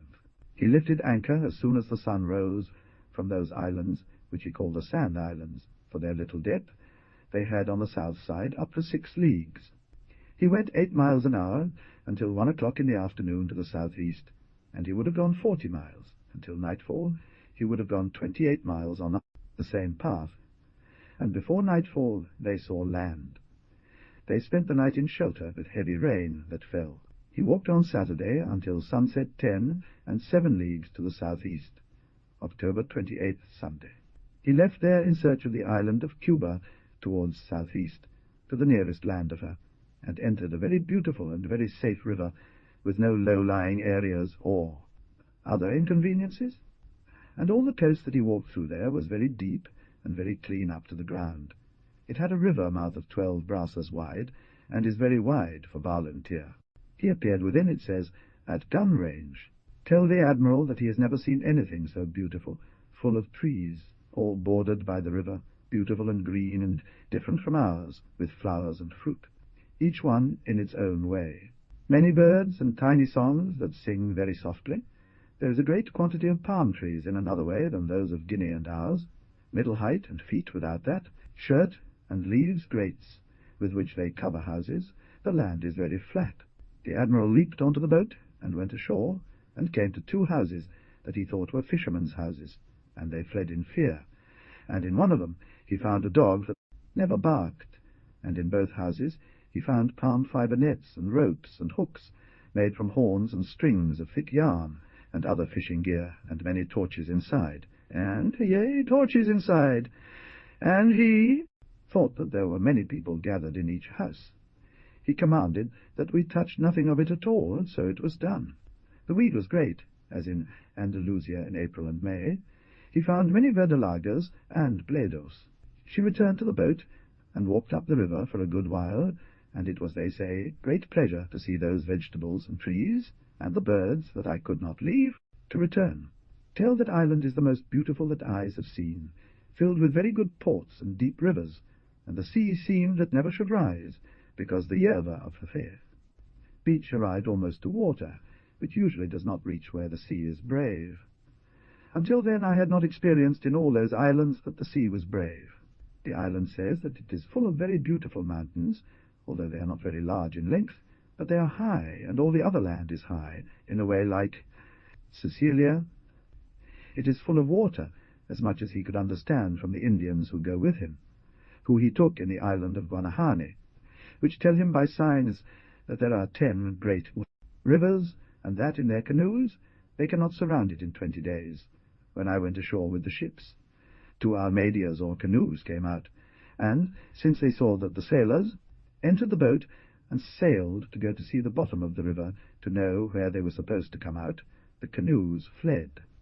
The Indians said that there were gold and pearl mines on that island, and I saw an appropriate place for it, for them and mussels, which is their sign, and the admiral understood that there came sailing ships from Gran Canaria, large ones, and that it was a 10-day journey from there to the mainland. The admiral called that river and port of San Salvador. Monday, October 29th, the anchor was raised from that port, and sailed west to go, as they say, to the city where he thought the Indians told him that this king was. A point of the island poked out to the northwest 6 leagues away, and another point poked out to the east 10 leagues. After walking another league, I saw a not so large river at the entrance, which was named the Moon River, and walked until evening. I saw another very large river than the others, and so were the Indian signs, and about it I saw good populations of houses, called the river horses.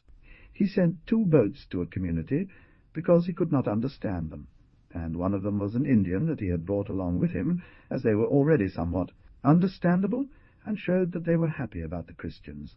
All the men, women, and children fled, abandoning their houses with everything they had, and the admiral ordered that nothing should be touched. The houses, they say, were now more beautiful than those I had seen, and I believed that the closer to the mainland, the better they would be. They were built like warehouses, very large, and looked like tents in reality, without any streets, but one here and another there, and inside they were very clean and well appointed. All of them have beautiful palm branches. They found many statues of women, and many heads in the form of a Carantonia, very well worked. I don't know if this is their idea of beauty, and they worship them. There were also dogs that never barked, wild birdies tamed by their homes. There were wonderful accessories for nets, hooks, and fishing equipment. They did not touch any of these things. He believed that everyone along the coast should be fishermen who brought fish from the sea to land, because this island is very large and so beautiful that you cannot say. Enough about it. He says he found trees and fruits of a most wonderful taste, and he says there must be cows on it and other livestock, because he saw heads in the husk which looked like cows, heads to him, birds and pigeons, and the croaking of the grasshoppers all night long, by which they were all amused, the fine and sweet air all night long, neither cold nor hot, but on the way to the other islands there was great heat, while here there was none, except that it was temperate as in May. He attributes the heat of the other islands because they are very flat, and because the wind that carried them there was east, and therefore warm. The water of those rivers was salty in the mouth. They didn't know where the Indians drank, although they had sweet water in their houses. In this river the ships could turn to enter and leave, and it has very good signs, or marks. It has 7 or 8 arms from the bottom to the mouth, and inside 5. All this sea says that she believes it should always be gentle like the river of Seville, and the water arranged to grow pearls. She found large snails, without taste, not like those in Spain. He notes the disposition of the river, and the port which he arrived, named San Salvador, who has his beautiful and high mountains, like the Peak of the Lovers, and one of them has another little mountain on top, in the form of a beautiful mesquite. A river and a port where I now have 2 parts. On the one side there are round mountains, on the other a beautiful flat cape that projects itself to the outside. Tuesday, October 30th, got the river of Mares towards the northwest, and saw a cape full of palm trees. And then, after going 15 leagues, the Indians who were going on after going 15 leagues, the Indians who were going on Ferris. Caravela Pinta said that behind that cape there was a river, and from the river to Cuba there were 4 days. And the captain of the Pinta said he understood that this Cuba was a city, and that that land was very great land going much north, and that the king of that land had war with the great Khan, which they called Kami, and its land, or city, Faba, and other many names. The admiral decided to reach that river, and send a present to the king of the earth, and send him the letter of the kings, and for this he had a sailor who had already walked. In Guinea, on the same thing, and certain Indians from Wanahani who wanted to go with him, so they would later return them to their land. It seems that the admiral is distant 42 degrees from the equatorial line towards the north, if this letter has not been corrupted where I transferred it, and he says that it is to work to go to the Great Canary, which he thought was there, or to the city of Cathay, which is of the Great Canary, which he says is very large, according to what was said before he left Spain. All this land, says, is low and beautiful, and the sea is deep. Wednesday, 31st October. All Tuesday night walked around and saw a river where she could not enter, because the entrance was too low, and the Indians thought that ships could enter as they entered their canoes. And sailing forward, he found a cape that protruded far out and near the low lands. And I saw a shell or bay where small ships could be, and he could not make them swim, because the wind had totally blown to the north, and all the coast ran to northwest and southeast. And another cape I seen forward him came further out. For this, and because the sky showed signs of wind, it was decided that they would return to the river of the seas. Thursday, November 1st, dawn. The sun had come out. The admiral sent the boats to shore, and found that all the people had fled. For some time a man appeared, whom the admiral ordered to be brought back, and so they returned to their ships. And after eating, he went back to land one of the Indians who carried him, which from Lexos gave him boses, saying that they should not be afraid, because it was good people, and did not do harm to anyone, or were not of the great Khan, but gave themselves in many islands where they had been. He threw the Indian into the water, and went on land, and 2 of them took him by the arms, and carried him to a house, where they informed themselves about him. And as they were certain that no harm would be done to them, they felt secure, and came back later to the ships, more than 10, and 6 almudenas, or canoes, with cotton thread, and other things of theirs, of which the admiral commanded that nothing should be taken, because they knew that the admiral did not look for anything but gold, which they call nuke. And so all day they walked and came from land to the ships, and were very sure of the Christians in land. The admiral did not see some of them gold, but say the admiral that saw one of them a piece of silver wrought hung on his nose, which he had for a sign that there was silver in the land. They said that within 3 days many merchants from the interior would come to buy the things that Christians carried there, and give news of the king of that land, who, according to what could be understood from their signs, was 4 days away, since they had sent many throughout the land to let him know about the admiral. This people, says the admiral, are of the same quality and custom as the others found, without any sect that I know of. For this day these which I bring have not made it prayer, but say the Salve and the Ave Maria with their hands to the heavens, as they are shown, and make the sign of the cross. The entire language is also one and all, friends, and I think that these are all islands, and that they have war with the great Khan, whom they call Tavila, and to the province of Bafan. And so go too naked, like others. This says the admiral. The river says that it is very deep, and in the mouth can reach the ships with the side until the ground. Does not reach sweet water to the mouth in a legua, and is very sweet. Yes, says the admiral. It is true that this is land, and that I, say he, stand before Zaito and Quinze 100 leagues or so away from one and the other, and it is well. Shown by the sea, it comes in another way than to these parts. Not having come until here yesterday, when I went north, there was a cold. Friday, November 2nd. The admiral agreed to send 2 Spanish men. One was called Rodrigo de Jerez, who lived in Ayamonte, and the other was a Luis de Torres, who had lived with the advanced of Murcia, and had been a Jew and knew Hebrew and Aramaic. I say, he also knew some Arabic. And with these I sent 2 Indians, one of the ones that I brought with me from Guanahani, and the other of those houses that were populated in the river. I gave them bead necklaces to buy food if they lacked it, and 6 days' time for them to return. I gave them samples of spices to see if any of them found anything. The text translates to, he instructed them on how to inquire about the king of that land, and what they should speak on behalf of the kings of Castile. He told them to send the admiral letters from their side, and a present, to learn about his situation, and to cultivate friendship with him, and gain his favour in anything they might need, etc. He also wanted them to know about certain provinces, ports, and rivers that the admiral was aware of, and how far away they were. Here the admiral took altitude with A, sextant this evening, and found it 42 degrees of the equinoctial line, and doth declare that by his own account he hath found how many leagues he had walked from them. Island of Iron, 1142, and still asserts that that is dry land. Saturday, November 3.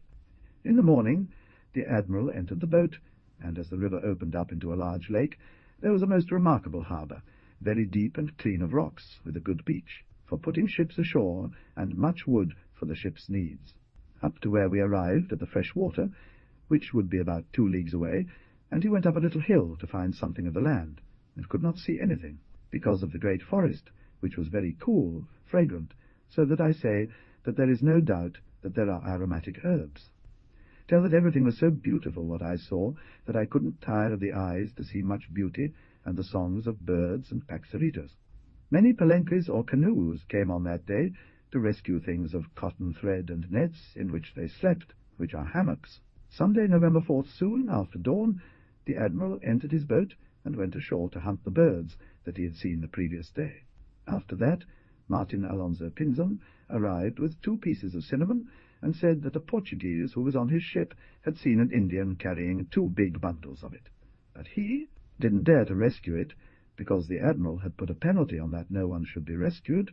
He also said that Indian carried some red things like nuts, and say, Our Lord, whose hand it is that wins all victories, adorn whatever be his service.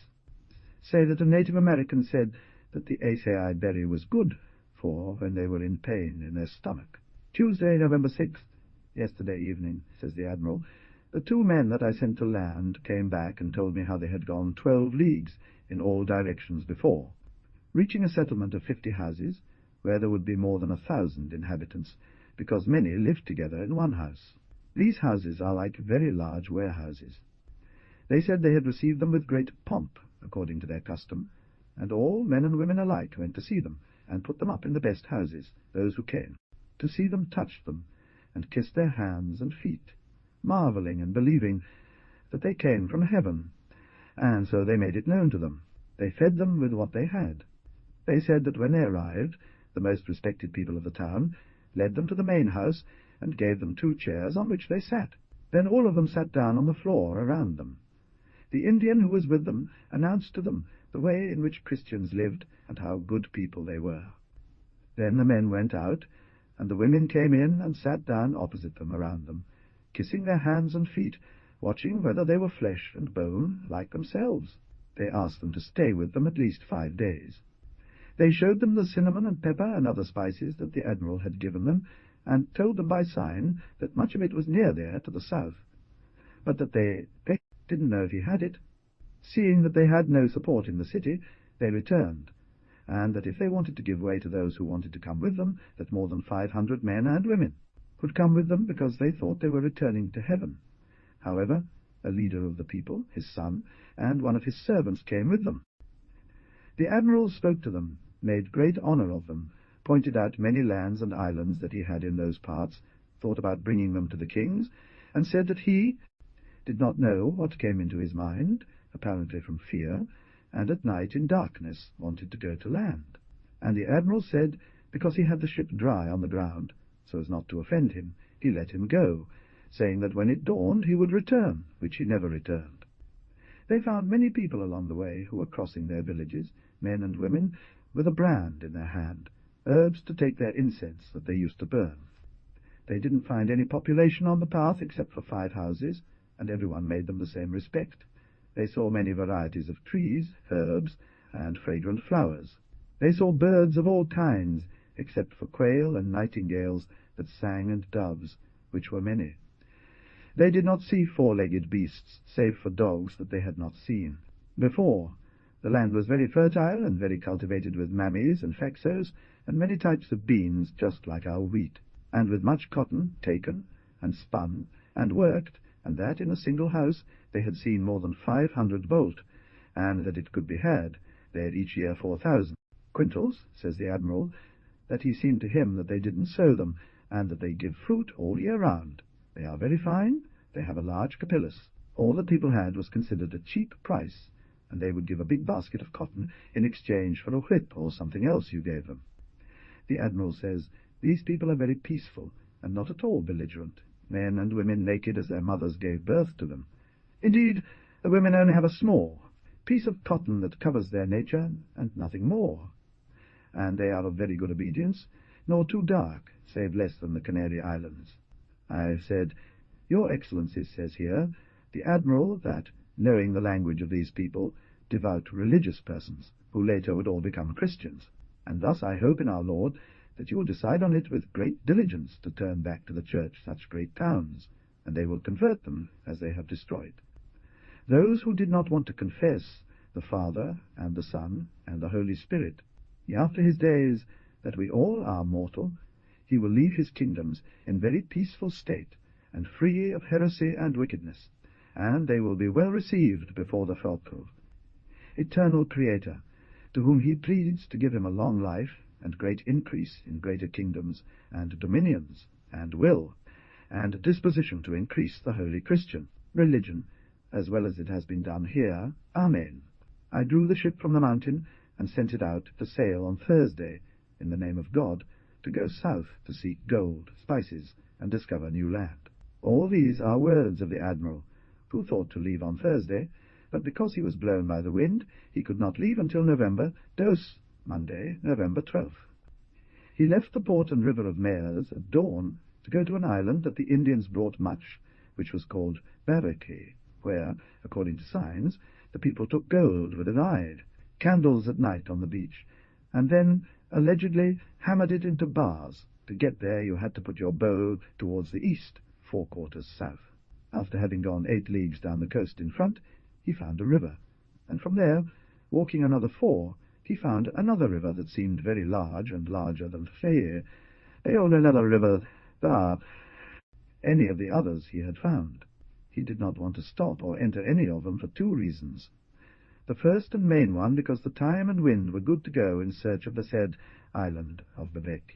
The other, because if there was some populous or famous city near the sea, it would resemble, and to go up river small ships were necessary, which were not those he carried, and so much time was lost also, and those other rivers are to be discovered for themselves.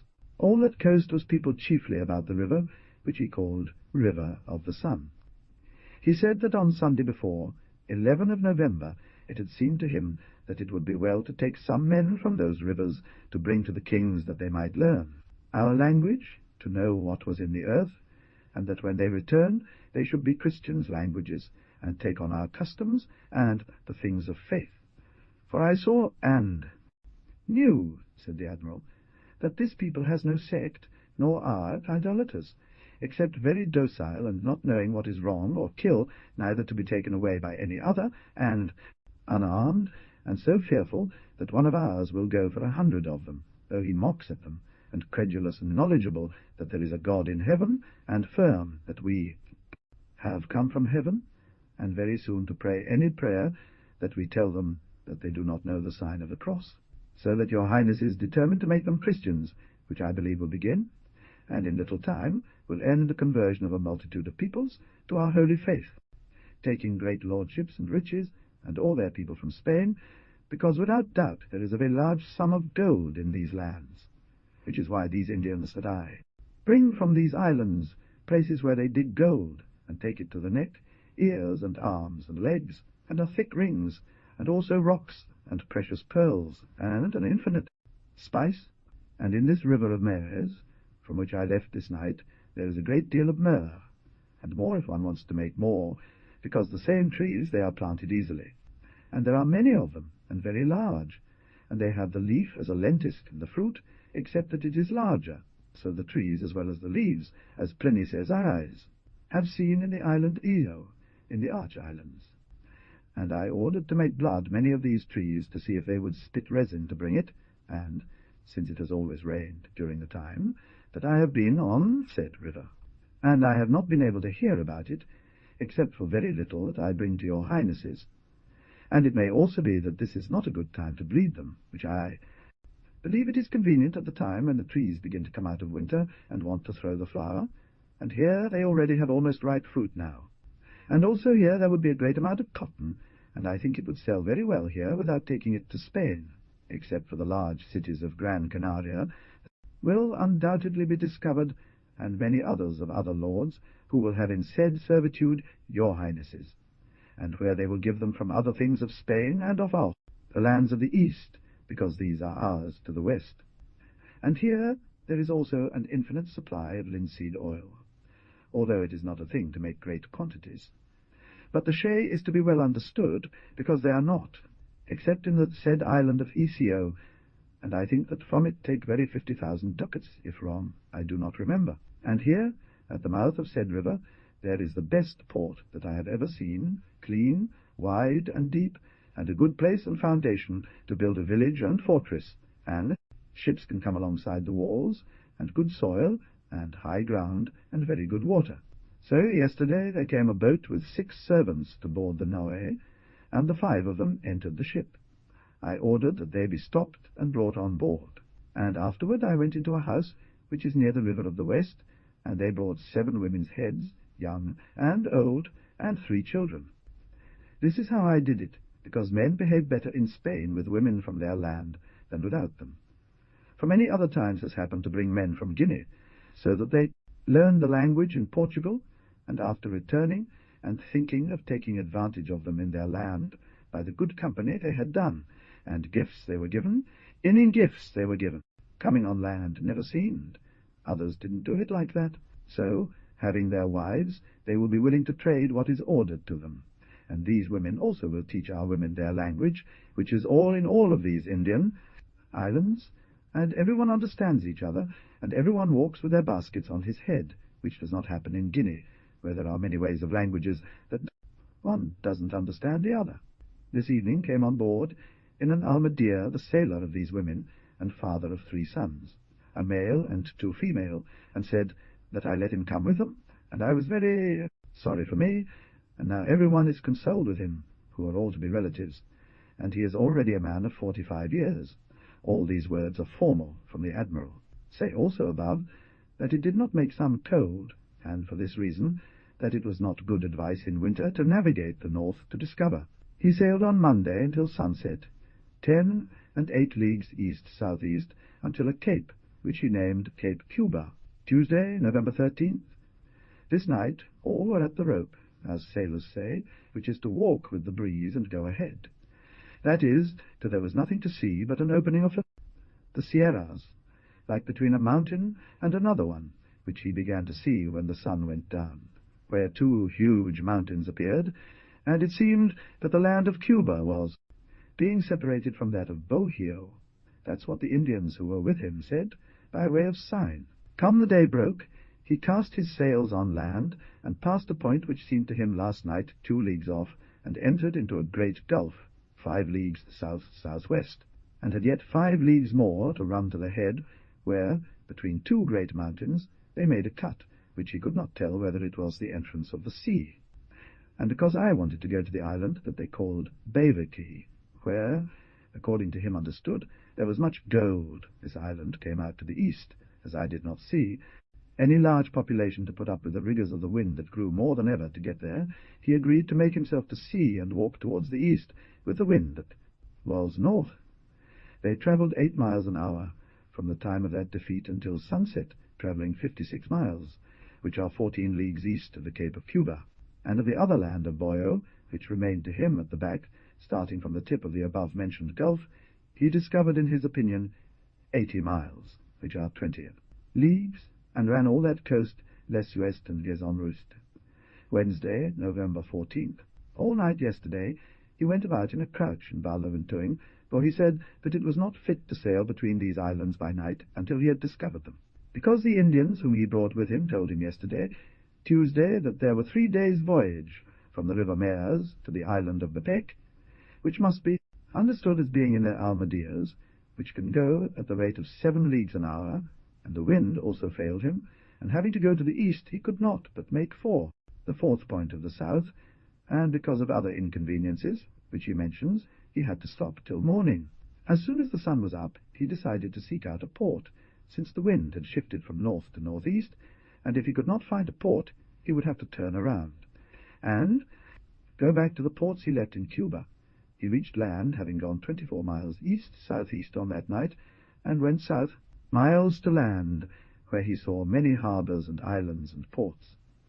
And because the wind was strong and the sea very rough, he did not dare to set foot on land, but ran along the coast towards the northeast quarter of west, looking for a harbour, and found that there were many, but they were not very clearly marked. After having gone through 64 miles of water, he found a very wide and deep inlet, a 1/4 of a mile in width, and a good harbour and river, where he entered and made it, for the south-southeast, and then to the south until he reached the southeast, all of which was good size and very deep, where I saw so many islands that he could not count, all of great grandeur and very high lands, full of various trees of 1,000 ways and infinite palms. He marvelled at the many islands, and so high, and certifies the kings that the mountains that from yesterday has seen these coasts and these islands, it seems to him nor the fair, highest in the world, nor so beautiful and clear, without fog or snow, and at their feet a vast depth. And he says that I believe these islands are those innumerable that at the end of the East put in the maps of the world. And he said that I believed there were great riches and precious stones and spices in them, and they last very long to the south and broaden everywhere.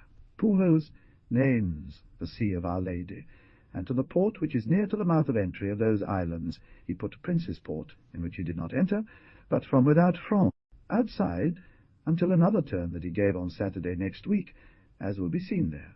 Say so many and such things of the fertility and beauty and height of these islands that he found in this port, that say to the kings that they do not marvel at Encarucelas, so much, because they certifies that I believe that does not say the 100th part, some of them that seem to reach the sky, and made as tips of diamonds, others who have, above their great height as a table, and at the foot of them, a grandissimo bottom that can reach them a very big caracar, all full of arboladas, and without payas. Thursday, November 15th. He agreed that these islands were with the ship's boats, and he said wonders of them, and that found almiac and infinite lignolo, and some of them were worked from the sea, roots of which make their bread the Indians, and he found an ignited fire in some places. Sweet water was not seen, some people, and they ran away. Wherever he went, he found a depth of 15 and 10 and 6 fathoms, and all the bottom, which is to say that the ground below is sand and not rocks, which is what sailors want very much, because rocks cut the ropes of the anchors of the ships. Friday, 16th November.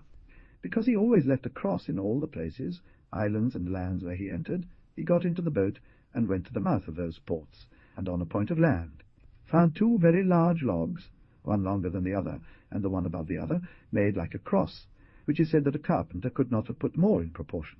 And so, having cherished that cross, he ordered to make a very large and high cross from the same wood. He found reeds on that beach which he did not know where they came from, and believed that they would bring some river and throw them into the beach, and he was right. It was a cove within the entrance of the southeast port. A cove is a narrow inlet that lets sea water into the land. There stood a stone headland, and the foot of it was very deep, that the greatest ship in the world could put its bow on land, and there was a place or corner where 6 ships could be anchored without anchorings, as in a hall.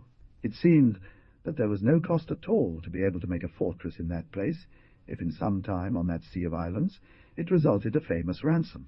Turning to the ship, he found the Indians that he brought with him fishing snails, very greats, who were in those seas, and he made the people there search for whether there were nacres, which are the host where pearls grow, and they found many, but not pearls, and he attributed it to that it was not the time of them, which he believed was May and June. The sailors found an animal that seemed like a cup or taxo. They also fished with nets, and found a fish, among many others, that looked like a pig, not like a tanina, which they said was all shell, very hard, and didn't have anything, soft but the tail and the eyes, and a hole below it to expel its excesses. They sent it to be salted, so that the kings could see it. Saturday, November 17th. The morning he entered the boat and went to see the islands that he had not seen in the southeast direction. I saw many others that were very fertile and very pleasant, and there was a very great depth between them. Some of these divided streams of fresh water, and I believe that this water and those streams flowed from some springs that rose on the tops of the mountains of the islands. While travelling forward, he found a very beautiful and sweet shore of water that was very cold, because it was so thin. There was a beautiful meadow, with many high palms, those he had seen. He found large Indian walnuts, I think he said, and large Indian rats and huge crabs, too. He saw a lot of birds and the smell of honeysuckle, and he thought he should have had it there. This day, out of the 6 boys, he took from the river mares, who he commanded to go on board the Caravella Nina. 2 of the older boys escaped. November 18th. He went out in the boats again with a lot of people from the ships, and he put up the big cross that he had ordered made from those 2 carpenters at the mouth of the entrance of the said port of Prince, in a visible and exposed place, surrounded by trees. It was a very high and very beautiful view. He said that the sea grows and recedes there much more than in any other port which I have ever seen, and it is no less wondrous for the many islands. And the tide is contrary to ours, for there the moon, when she stands in the 4th quarter of the south, does lower the sea at that place. He did not depart from here because it was Sunday. Monday, November 19th. She left before the sun rose, and travelled calmly, and then at noon a little wind blew to the east, and she sailed to the northeast. At sunset, Puerto del Principe was on her south-southeast, 7 leagues away. I saw Beverkey Island in front of me to the east, which was 60 miles away. Navigated all night to the northeast. A little less than 60 miles would be 10 and 8 leggers for Tuesday, 20 November, the last day of the voyage. The Beverkey Islands were still southwest, from where the wind blew into him, and seeing that it did not change, and the sea altered, decided to give Prince's Port a turn, where they had left, which was 25 leagues away. He didn't want to go to the islet he called Isabella, which was 12 leagues away, because he could arrive at that time of day, for 2 reasons. At 1 o'clock, because I saw 2 islands to the south. I wanted to see them. The other, because the Indians that I brought with me, which I had taken in Guanahani, called San Salvador, which was 8 leagues from that Isabella, did not want to go away, of which he says that he needs them, and for bringing them to Castile, etc. They were supposed to have understood that when the admiral found gold, he would leave to return to his land. He arrived in a couple from the port of Prince, but he could not take it because it was night, and because the currents went to the northeast. He returned to turn around, and put the prow towards the northeast with strong wind, calmed, and changed the wind. At the 3rd quarter of the night, put the prow towards the east-4th of the northeast. The wind was southeast and calmed down until dawn from everything in the south, and touched in the south. The sun rose, marking the port of San Juan the Prince, and remained to the southeast and almost a quarter of that way, so that it would be from him 48 miles, which are 12 leagues. Wednesday, 21 November. With the sun out, they sailed east with the wind south. They went little at sea again. Until now, at sunset, I have gone 24 miles, after the wind shifted to the east, and we went south quarter of southeast, and at sunset I had gone 12 miles. Here the Admiral found himself in 42 degrees of the equator on the north side, as in the port of Mares, but here they say that he has suspended the quadrant until he reaches land which it will cover. So he thought that they should not be so far away, and he was right, because it was not possible for these islands to be more than degrees. To believe that the quadrant worked well, he moved to see how high the north was, as in Castile, and if this is true, much closer, and high went with Florida. But where are these islands, then, now that I had in my hands? It helped that it was supposed to be hot, but obviously, if I were on the coast of Florida, it wouldn't be hot but cold. And it's also clear that at 42 degrees in any place on earth is not considered hot, unless there is some accidental cause, which until now I don't think anyone knows. By this heat which the Admiral says he suffered, he argues that in these Indias, and there where he wandered around, he must have found a lot of gold. Today Martin Alonso Pinchon separated himself with the Caravela Pinta, without the obedience and will of the Admiral, by greed, disty thinking that an Indian, who the Admiral had sent to put in that Caravela, he was going to give me a lot of gold, and so he set sail without expecting, or for any cause of bad weather, but because he wanted to do so. And here the Admiral says, "Many more have he made me do and say." Thursday, November 22nd. Wednesday evening sailed south-fourth of southeast with the wind northeast, and it was nearly calm. At 3/4, vented northeasterly, still going south to see that land which was left there, and when the sun came out he found himself so close as the day before by the currents against him, and there remained. For him, that land 40 miles. This night Martin Alonso followed the path of the east to go to the island of Baveki, where the Indians say there is a lot of gold, which was in sight of the Admiral, and it would have up to him 10 and 6 miles. The Admiral went all night round about the land, and made the sails take in some of the sail, and have a lamp all night, because he thought that it came towards him. And he thought that it came towards him. Night was very bright, and the breeze good for coming to him if he would. Friday, November 23rd. The Admiral sailed all day towards the land, always going south with little wind, and the current never allowed him to reach it. Instead, he was so close to it at sunset as in the morning. The wind was northeasterly and reasonable for going south, but it was little. And on this cape rode another land or cape that also went to the east, which those Indians who took along called Bohio, which they said was very great, and had people in it who had an eye on their forehead, and others whom they called cannibals, to whom they showed that they had great fear. And since they saw that he took this road, allegedly they could not speak, because they ate them, and that they are very armed people.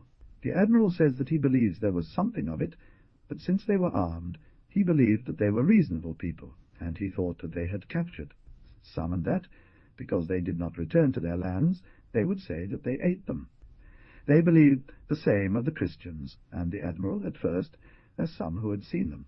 Saturday, November 24th. That night they sailed, and about 3 o'clock in the morning land was sighted on a flat island, at the same place where they had come the week before, when going to Bavki Island. At first he did not dare to reach the land, for he thought that that bay of the Sierras broke the sea much into it. And finally he reached the Sea of Our Lady, where there were many islands, and entered the port that is next to the mouth of the entrance to the islands, and I say, if he knew this port before, and did not take the time to see the islands in the Sea of Our Lady, it would not be necessary for him to go back, although he says it was a well-spent time, because he saw those islands. So arriving on land, he sent the boat, and tried the port, and found very good bar, deep from 6 arms, and up to 20 clean, all base. He entered it by heading southeast, and then returning to the east, leaving the island flat on the northern side, which, with another neighbour, forms a sea lagoon in which all sides the ships of Spain can fit and could be safe without mooring from all winds.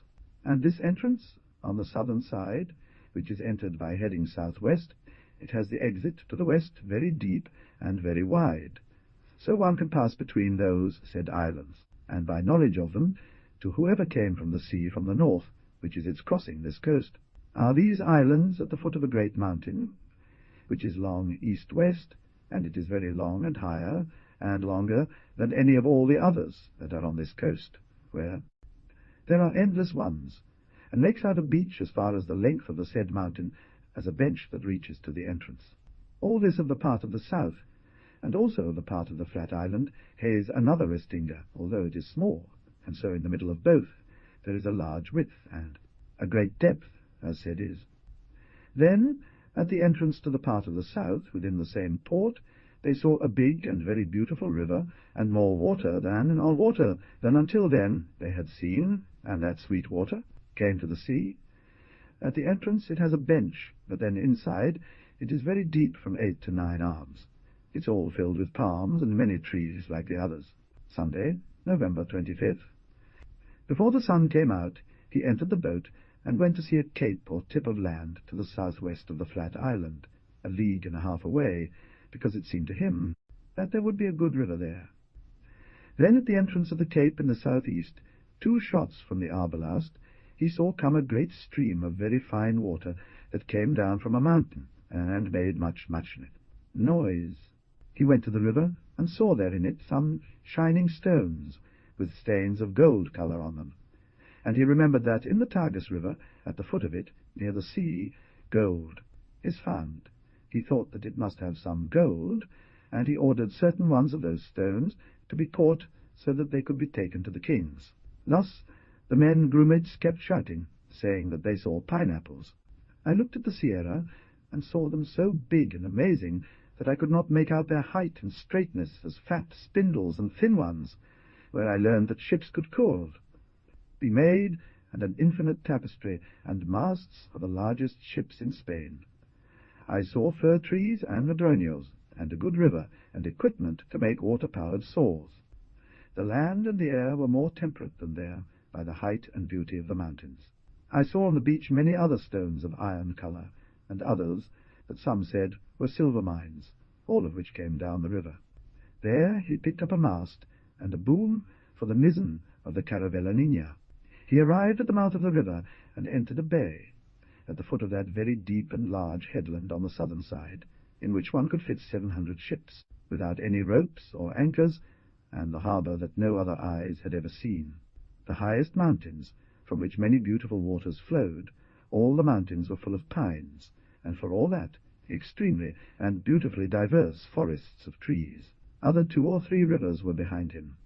In this regard, kings are greatly pleased, and show their appreciation by mainly celebrating the pines, an invaluable joy and happiness, because they could make as many ships as they wanted there, bringing the equipment, if not for wood and fish, which would be abundant there, and he affirms, I do not consider myself to be 1/100th of what I am, and that it pleased the Lord to always show me one thing better than another, and always in what until they had discovered went from well to better, both in the lands and the forests and herbs and fruits and flowers, as in the people, and always in a different way, and thus in one place as in another, the same in ports and waters, and finally say that when the one who sees him is so great admiration, how much more will be to who hears it, and that no one will believe if not he see it. Monday, November 26th. As soon as the sun rose, they raised anchor at Santa Catalina port, where they were within the level island, and sailed away southeast along Faith coast, so as to pass near Cabo do Pico, which is southwest. He arrived too late, for the wind had abated, and when he came he saw another headland to the southeast, which was 60 miles away from him, and there he saw another headland, which was to the southwest of the ship, and seemed to be 20 miles away from it, which he called Cape Bell. He could not reach it by day, because the wind had died down again. I would walk 32 miles that day, which are 8 leagues. Within these he noticed and marked 9 very notable ports, the which all sailors did wonders, and 5 large rivers, because he always went with the land to see it well. All this land is high mountains, very beautiful, and not dry or rocky, but all walkable and very beautiful valleys. And so the valleys as well as the mountains were full of tall and cool trees, which was a glory to behold, and seemed to be many pine trees. And also behind the said headland, at the south side, there are 2 small islands, each one is in a circle of 2 leagues, and within them 3 wonderful ports and 2 great wonderful rivers. Throughout this entire coast I did not see any settlement from the sea. I could have seen it, and there are signs of it, because wherever they jumped on land they found signs of people and many fires.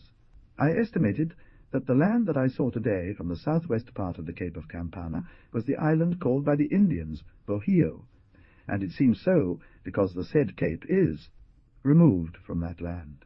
All people who have come to this island up to now say that they are very afraid of the cannibales or cannibals, and they say that they live in this Bohio island, which must be very large, according to them, and they believe that they will go after those people to their lands and houses, because they are so cowardly and don't know how to use weapons. And for this reason he thinks that the Indians who were brought along did not usually settle on the coast of the sea, because they were used to the land. Those who, he says, after seeing him take a turn in the country, could not speak, fearing they would eat them, and he could not remove their fear, and said that they only had 1 eye and a dog's face, and the admiral believed that they were lying, and felt that they should be from the domain of the great Khan, who had captured them, Tuesday, November 27th.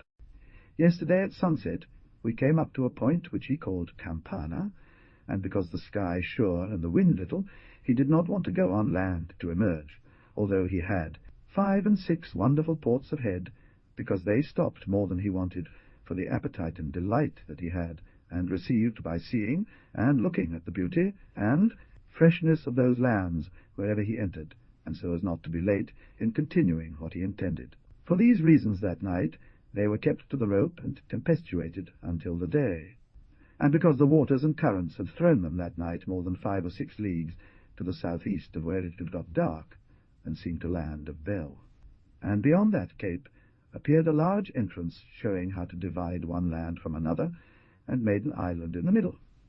Agreed to return behind with southwest wind, and came where he had seemed opening, and found that was not but a great bay, and at the end of it, on the part of the south, a cape, in which there is a high mountain and square.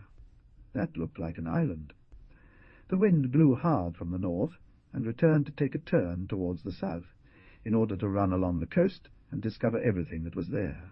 And I soon saw at the foot of that Cape of Campana a wonderful port and a great river, and from there to a league another river, and from there to half a league another, and from there to another half league another, and so from there to another league another great river, which would be 20 miles from the Cape of Campana, and it turns southeast.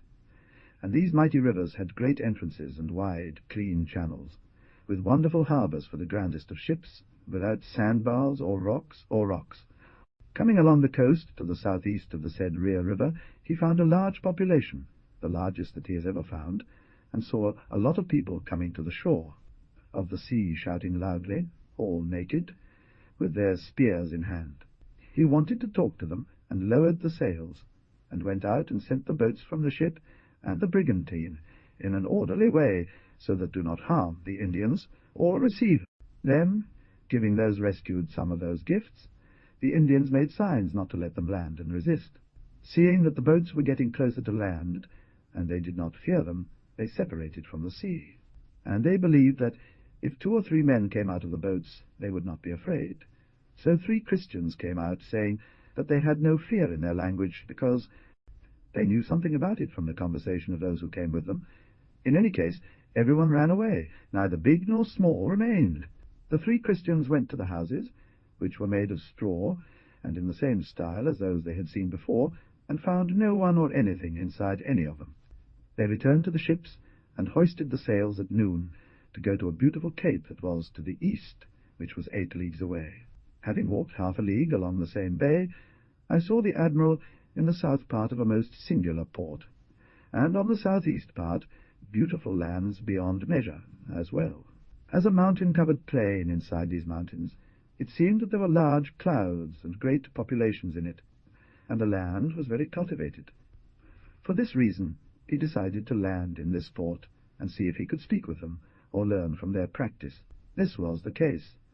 If other ports had praised him, this one said that it praised him more with the lands, and the temperate region, and its vicinity and population. Tell wonders of the beauty of the earth and trees, where there are pines and palms, and of the great plain, which is not flat from flat that goes southeast, but flat from mountains and low, the most beautiful thing in the world, and many watercourses come out by it, which descend from these mountains. After the Naus emerged, the admiral leapt into the boat to investigate the harbour, which is like a scoop, and when he was in front of the mouth towards the south, he found Anne, entrance to a river that had a width that could enter a galleon through it, and in such a way that you couldn't see it until you got to it, and entering through it as much as ours. The length of the boat had 5 arms and 8 deep. Walking through it was a marvellous sight to see the arboured areas, and the freshness, and clear water, and birds, and pleasantness, which he seemed to think that he did not want to leave there.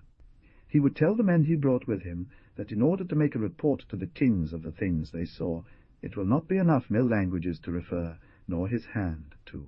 Right about that he thought was enchanted. I wish that many other prudent and creditable people would see this, of whom I say it is true that they would not price these things less than he did. Here the admiral adds these words: "How great will be the benefit to be derived from what can be learned here, I do not write it down. It is true, princes, that where there are such lands, which must have infinite things of use, but I do not stop at any port, because I would like to see all the lands that I can possibly visit to report them to your highnesses, and neither do I know the language, nor does the people of these lands understand me, nor do I, or anyone else who speaks my language, understand them. And these Indians that I bring often understand one thing for another in the opposite way, so I don't trust them very much, because many times they have tried to run away. Now then, pleasing our Lord, I will see what I can, and little by little I will understand and know, and I will teach this language to people in my house, because I see that it is all a language here. Later they will know the benefits and work to make these Christian nations, because it will be easy, because they do not have any sect, nor are they idolaters. And your heights will order to be made in these parts, a city and a fortress, and these lands will be converted.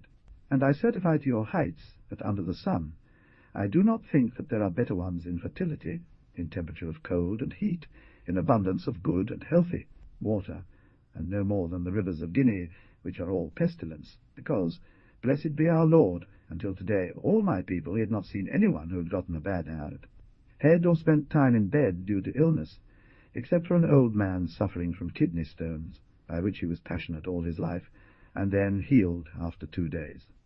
This is true for all 3 ships. May God will that your majesties send people here, or see learned men, and then see the truth of everything. And because I have spoken behind the site of the town and fortress on the river Mares, for good port and for the region, it is true that all is truth what I said, but there is no comparison of here to there, nor of the sea of Our Lady, for here under the ground there are great populations, and numerous people, and things of great benefit, because here, and in all else discovered, and hope to discover before we go to Castile, I say, that will take all Christendom negotiation with them, how much more Spain, to whom must be subject everything. And I say that your exalted ones must not consent that here any foreigner should speak or set foot, except Christians, Catholics, because this was the end and the beginning of a beginning. The purpose, which would be for the increase and glory of the Christian religion, nor come to these parts any who is not a good Christian, all his words. He went up there by the river, and found some arms of the river, and, surrounding the port, he found at the mouth of the river were very pretty groves, as a very delightful orchard, and there he found an almeida, or canoe, made of a wood so large as a fuster, with 12 benches, very beautiful, beached under a tarpaulin, or roof made of wood covered with large palm leaves, in such a way that neither the sun nor the water could do it harm, and say that there was the proper place to make a village or city and fortress by the good port, good waters, good lands, good jurisdictions, and much wood. Wednesday, November 28, he stayed in that harbour on that day because it rained and made great fog, although he could run all the coast with the wind, which was southwest, and go back. But, because I couldn't see the land very well, not knowing that it is dangerous to the ships, it did not separate. The people of the ships went on land to wash their clothes. Some of them entered a while by the interior of the land. They found large populations and empty houses, because they had all run away. They returned down another river, greater than the one where they were in the port. Thursday, November 29th, because it was raining and the sky was completely closed yesterday, they did not split. Some of the Christians reached another settlement near the northwest, and found no one or nothing in the houses. And on their way they met an old man who could not escape. They took him and told him that they didn't want to do him any harm, and they gave him some things from the ransom, and left him. The admiral wanted to get old for the vestment and take his tongue, because he was very pleased with the happiness of that land and the disposition that was going to colonize it there, and he thought that it should have large populations.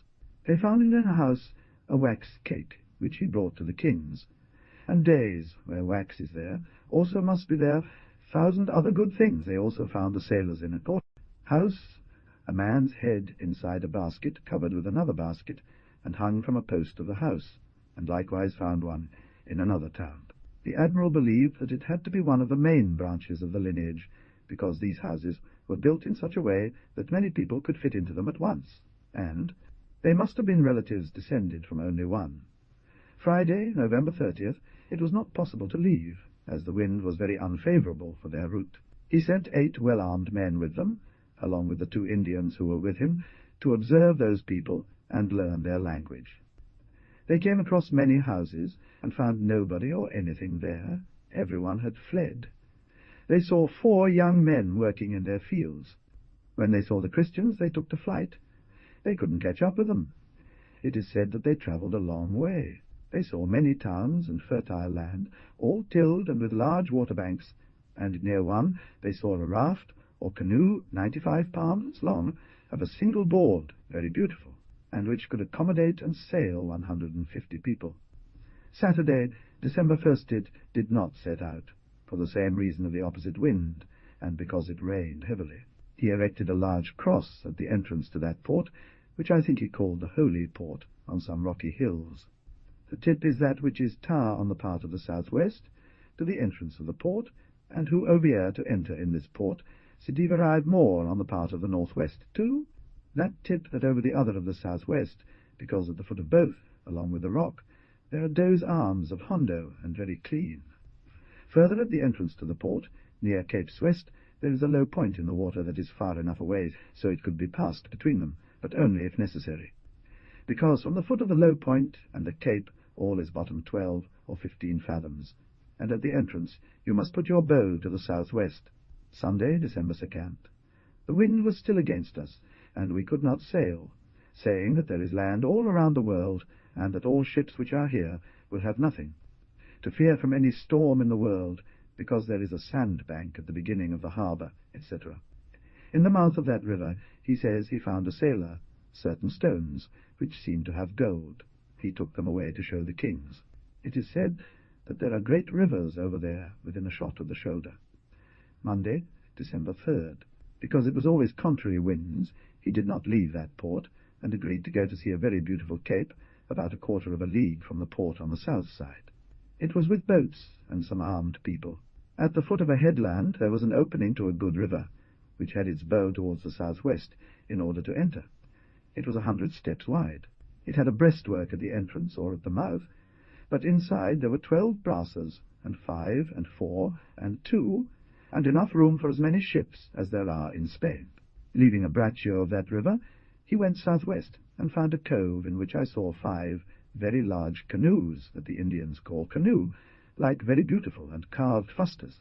They say it was a pleasure to old men, and at the foot of the mountain I saw all carved. They were under trees very thick, and going by a path that came out of them, went to meet a well-ordered and covered bridge, that neither sun nor water I could not harm them, and under it there was another canoe made of wood like the others, as a cane of 10 and 7 benches. And it was a pleasure to see the work that he had, and his beauty. He went up on a mountain, and then found her all flat and sown, with many things of the earth and pumpkins, which was beautiful glory. And in the middle of it there was a great population. Suddenly the people of the village were struck with terror when they saw them, and both men and women fled in fear. The Indian assured them that he brought good people with him, and said not to be afraid. They were very happy with the captain's presents of cascales and brass rings, and green and yellow glass beads, since they had neither gold nor any other precious metal, and that it was sufficient to leave them safe, and that the whole country was populated, and others were fleeing from. Fear and certifies the admiral to the kings that 10 men make flee 10,000. So cowardly and afraid they are that they don't bring weapons, except a few staves, and atate and oar. The end of them and sharp, burned toothpick agreed to return, save that he took all the poles off with good skill, res getting them in such a way that everyone was pleased. Returned to where they had left the boats, some Christians sent to the place where they went up, because it had seemed to him that he had seen a great beehive. Before the men he had sent arrived, many Indians gathered and came to the boats where the admiral was already waiting with his entire crew. One of them advanced up the river along with the back of the boat and engaged in a long conversation that the admiral couldn't understand, except for when the other Indians would raise their hands to the sky and speak in a loud voice. The admiral thought that they were safe and pleased with his arrival, but he saw the Indian who came with him turn pale and yellow like wax, and shake a lot, saying by signs that the admiral should go out of the river, that they wanted to kill him. And he came to a Christian who had an arrow and showed it to the Indians, and the admiral said that they would kill all of them, because that arrow shot nets and killed. He drew out his sword and showed it to them, saying the same thing, which they heard, and all fled, still trembling at the sight of the said Indian's cowardice and small heart, and he was a man of good height and stature. The admiral did not want to leave the river.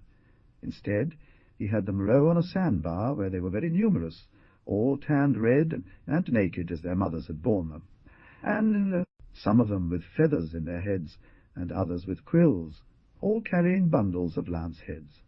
Come to them and give them some bread, and beg for the whips. Let me give you one for every man among you. Let those who have an iron ring on their finger give it in exchange, or let him who has a leather necklace return it.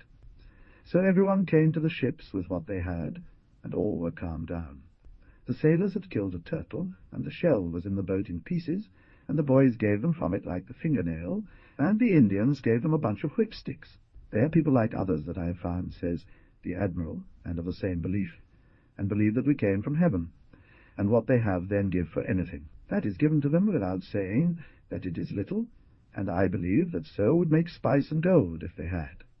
I saw a beautiful house. It was not very big, and had 2 doors, for that is the way they all are. I entered it, and saw a marvelous sight. Something like chambers made in a certain fashion, which I could not describe, and hanging from the ceiling of them were snails, and hanging from the ceiling of them other things. I thought this was a temple, I said to myself, and called out to those who were there, asking if they prayed within. They replied that they did not. Then one of them went up to the top, and gave me all that was there, and from it I took something. Tuesday, 4 December.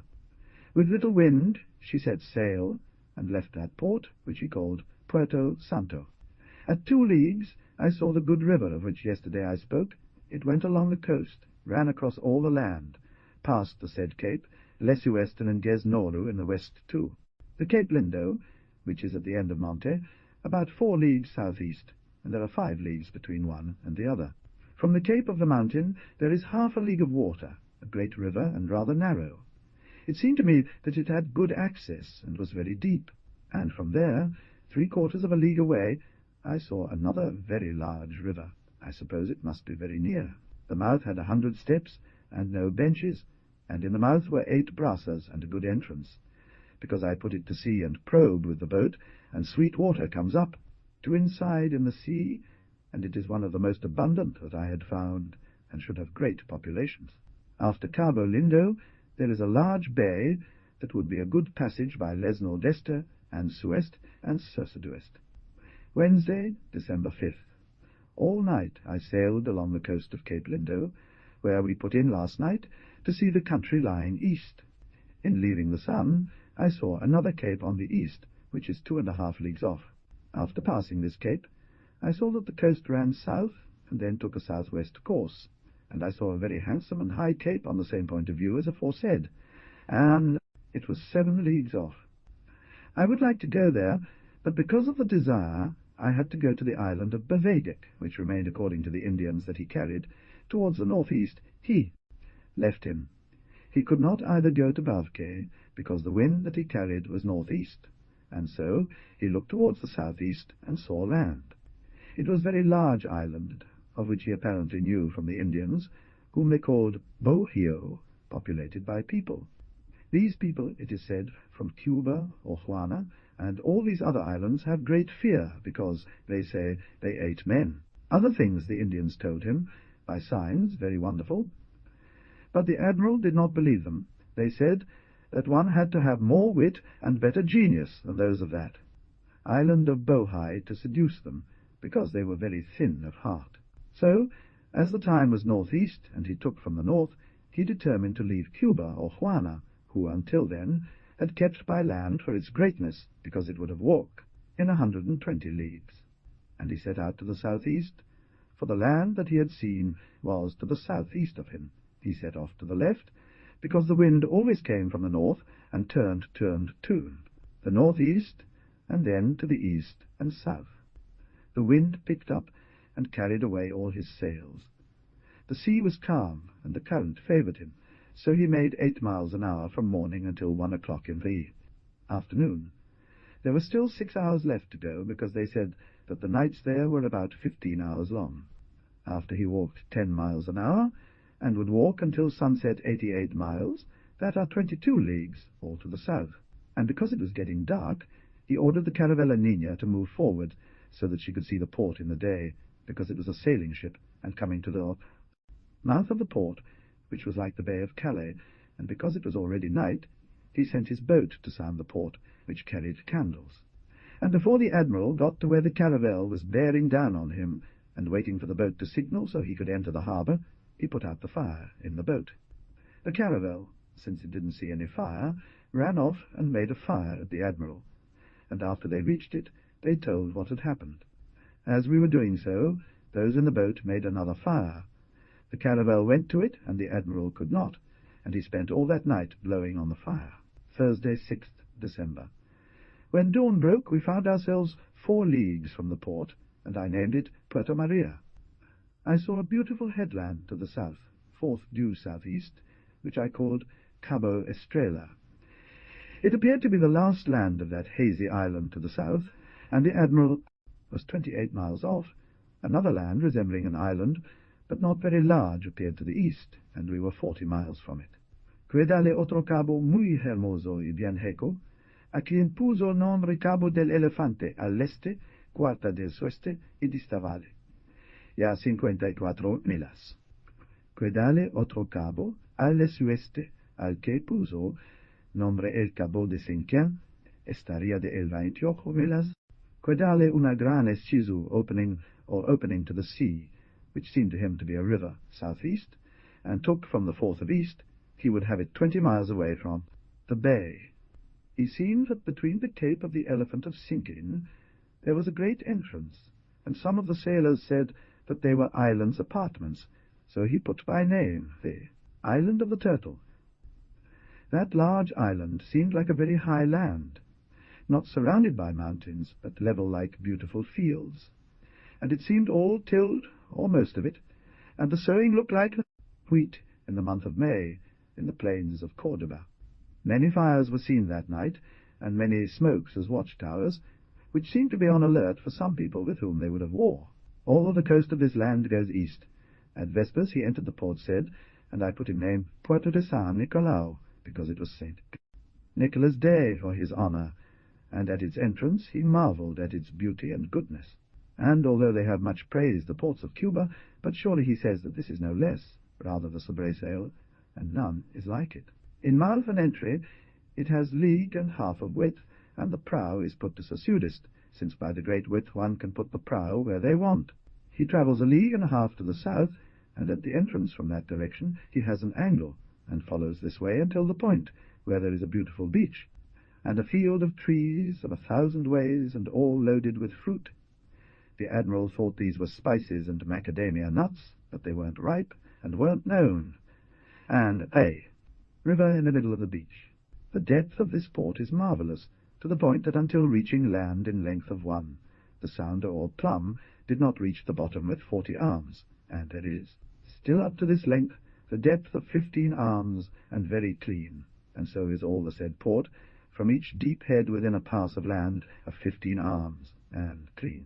And so is all the coast very deep and clean, that it does not seem to be a single bay, and at the foot of it, as far as the length of an oar of a land boat, there are 5 arms, and after the length of the said port, going to south-east, in which length they can bar 11,000 caracas, down an arm of the port to north-east on land within a great half-league, and always in the same width, as if they did it by a string, which remains so that, being in that arm, which will be 25 steps wide, one cannot see the mouth of the large entrance, so that the port is closed, and the bottom of this arm is so at the beginning until the end of 11 arms, and all base or clean sand, and up to the earth and put the borders on the herbs, it has 8 arms.